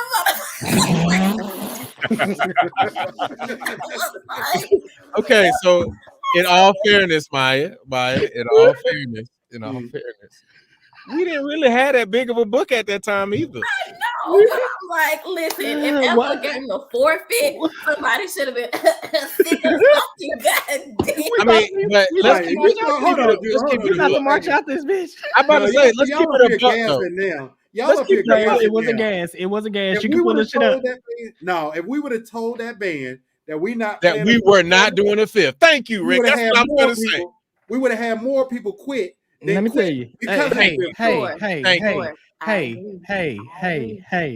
If I would have been I was gone by then, but if I would have been in that band and them motherfuckers cranked up, that ain't worried about nothing. And I heard Dog Team play that first note, and then I heard it followed by the rest of the band's first note, we would have packed that shit up and left. Y'all don't understand, and we ain't gonna put this shit out on the airwaves. No, I feel you. But even staying for the 5th quarter, we had people quit. Absolutely. Sure. So basically the reality of the situation is it wouldn't matter what we would have done, y'all still would have felt some type of way. No. If we would have packed up the dip, different. Okay. It was what it was. There was no way that we was gonna win that shit, regardless what was played in the book. It did not damn matter. I was dancing my ass off because I was like, at the very least, I'm going to get an E for effort because the girls are not going to drag me. Red hair Maya, that was the first year. Ooh, red hair Maya. Ooh, red hair Maya was nice. Yeah, red hair Maya was different. Red hair Maya was a. I would definitely say this. Me and Rick had a lot of times we were like, red hair Maya is pretty cool. Red hair Maya was an accident, a total accident. It was an experiment gone wrong, and I just had to roll. It worked. Maya, you want to know my head on that day or something? No, so the girl that did Miss Danielle, the lady that did her hair, did my hair, and she was supposed to be dyeing it. It was not supposed to be that bright. And if y'all remember, that shit kept getting brighter and damn brighter and damn brighter. But I was like, well, shit. Take that piece of hat off and put another one on there. No, because the shit was fire. Okay, you know what? Did you say piece of hat? Because he childish. Hey, no, my favorite. Piece of hat off and put the other one right there. Just stick it. Oh, for y'all who want to see red hair Maya, hold on, let me find them. My favorite red hair Maya moment was a home game, and I think this had to be the first time that I heard y'all play the new neck. Maya went off on that neck. Now wait, I'm with you when you're right. Now what was I doing? Hold on, I'm about to send it to Julian so he can hold on. No, we can't send him shit because he still ain't put this Jackson State up yet. He haven't. This more important. Have y'all ever had an experience? Because I didn't march, so I don't have the same experience y'all have when you're in this situation where someone starts blowing on you and you're like, well, damn. Have you ever had the experience from the perspective of a fan? Like you went to a game and you were in support of one side, and then the other band shows Yes, up. Just... yes. 2012, The 2012, Southern Southern University. Hold on, I will tell you when it happened. Me and Rick, 2012, Southern University in Shreveport. They cranked up I Remember, and me and Rick turned around and we were like, oh, shit. And then Julian, no, it was Skinny Brand. Skinny, right. Yeah. Out. Oh, you gonna be a fucking fan, huh? You a fan? Yeah, I would have cussed y'all ass out too. We were fans that day. I would have cussed y'all ass out too. What, you ain't see us when we did that shit? I did not. I would have cussed y'all out though. Me and Rick turned around at the same time. Hey, Julie, we got to tell this story. Walt, we was riding with PB Hard Daddy that day. Like, it was not no joint where we was geeking out the whole time. Absolutely. But remember, they hit that Erykah Badu on us, and all of us like, that shit was crazy. Shit. And we was already like, dog, we were sitting there like, dog, hey, they cranked that hoe on us. They are handing us our ass right now. Cranked that like, hoe fuck it, we gonna keep going. So we hit that skid on me, and we thought we had done something. We were like, yeah. They hit that goddamn on I Remember. Julie and I looked at each other like, oh, look, guys. Oh, Louis found it. No, Julie, I would have hit it. I would have hit this joint he was talking about with Jackson. Look at it. Look, that band got 47 people in it. That's a good high school size right there. You can't even see me.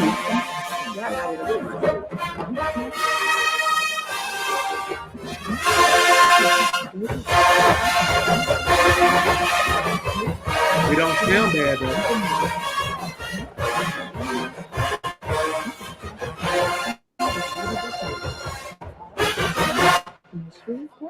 Well, we thought we had hit that when we played that shit.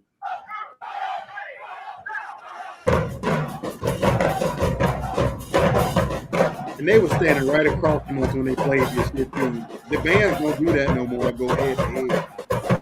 That shit was right across from us.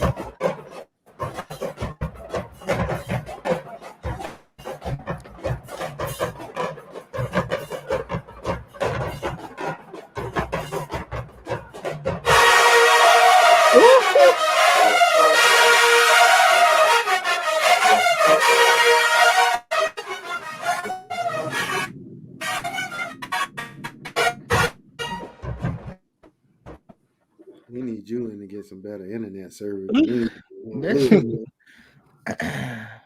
Are we done? Do we have to relive this anymore? Okay. My it wasn't that bad. It was that bad. It was that bad. It was that bad. It was that bad. It was. And I want to say it was definitely that bad, bro. And 13 was worse than 12. We saw because we were smaller than 12. Yeah, we were smaller. Yeah. We only had 112 people in the band in 2013, going up against an almost 300-piece band. Naturally, we're not going to sound volume as them, but that band did not sound bad in that clip. You can say whatever you want about it. They just played sacked up. It was hype. They turned up. Cool. We didn't sound bad. We just don't sound like a 300-piece band. Oh, y'all didn't sound bad. I agree. Y'all still got that ass handed. What did we say earlier? I stand corrected. It was a damn. The blacks don't give a fuck. I stand corrected. No, we did not sound bad, but that shit was still goddamn embarrassing. You want to talk about your wig being split, baby? When they hit that first note, my shit did like this, like no. We had to catch the hat. The fifth was worse. Oh yeah, the fifth was worse. The fifth was terrible. The zero. On the other hand, the zero was the PV got heart. I'm talking about when they opened up that Ain't Worried About Nothing. I was like, oh shit. Matter of fact, I think Maya, that was that game that we did that other PV too, the one you were talking about. The helmet PV, the helmet daddy. Yeah. That's embarrassing from the rooter to the tutor, baby. I stand corrected. It wasn't red hair Maya. It was black haired Maya. But it was which one? No, that was red hair Maya. Nah, Homecoming 13. I just posted the clip. Wait, this was it? This one? No. Homecoming 13. Well, let's play it. Roll that beautiful bean footage. I put it in the chat. She went off. Ain't Come no, on you with ain't. it. What song was this? And can we get this? Oh. Check the private chat. This and Walt, send Julie the video that you talking about with this Jackson clip. Family Ties. All right, hold on. Well, that's gonna be the last one because I got to go to work tomorrow. I don't. Oh, now you want to cut us off? Now that we having a good time, right? You can log off. Can you log off and leave us here? Right. Once I shut it down, it's over. Just wake up in a couple of hours and turn it off. Shit. Just wake up in a couple of hours. Just let it run. I want to see the clip. I didn't say I wasn't gonna show you the clip. I just said after the clip. Oh, bitch! I got you. Hold up. I'm putting it up. She went off on that fucking. I think what happened? Juju was at. Did she even dance that girl? Or something happened? Who was Shantae? Mm-hmm. Shantae Beasley. Oh, that's when we was at the old people. I mean, the Black shit. Mess. The worst stadium I've ever been in. Sorry. Well, that was Prairie View losing streak stadium too. So yeah, it was. It went very well with the team. Come on, slow mo.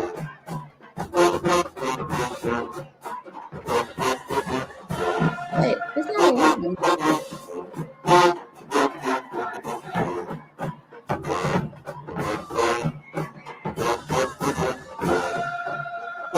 Bucket, is that bucket?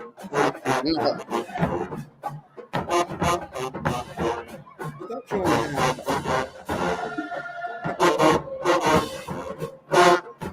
You're good in this one, man. It's together.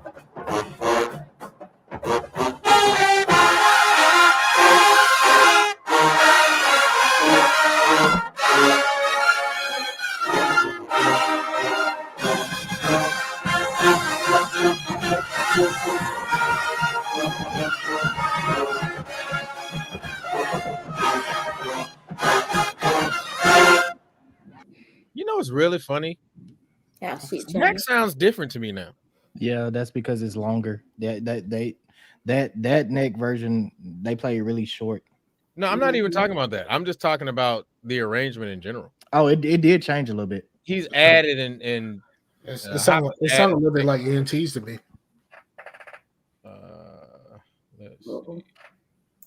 Walt, you sent me an, oh, okay. I sent you Family Ties. I mean, hey. PV sounds different. What year was that? Was that 14? 13. Oh yeah, they definitely sound different than that, man. That's the band. Never mind. I'm not extra late to the party, but I do realize that like Mario tipped and didn't even be like, all right, I'm out. He just right. Yeah, he did. He did. Yeah, he was out on your ass. It's me. Gotta hit him up. All right. Shit, that's when we was rolling about 22 deep. Hell yeah, deep in Yeah, there. that was a big ass line. Yeah, Huge ass line. I was gonna come to Maya. Go get a baritone. No. Exactly. That's what them conversations. Some of them dancers need to get on that fucking. Hey, we had 4 baritones that year. 4. Brandon Frank, Jordan Stevens, and Pencil. That was it. So hey.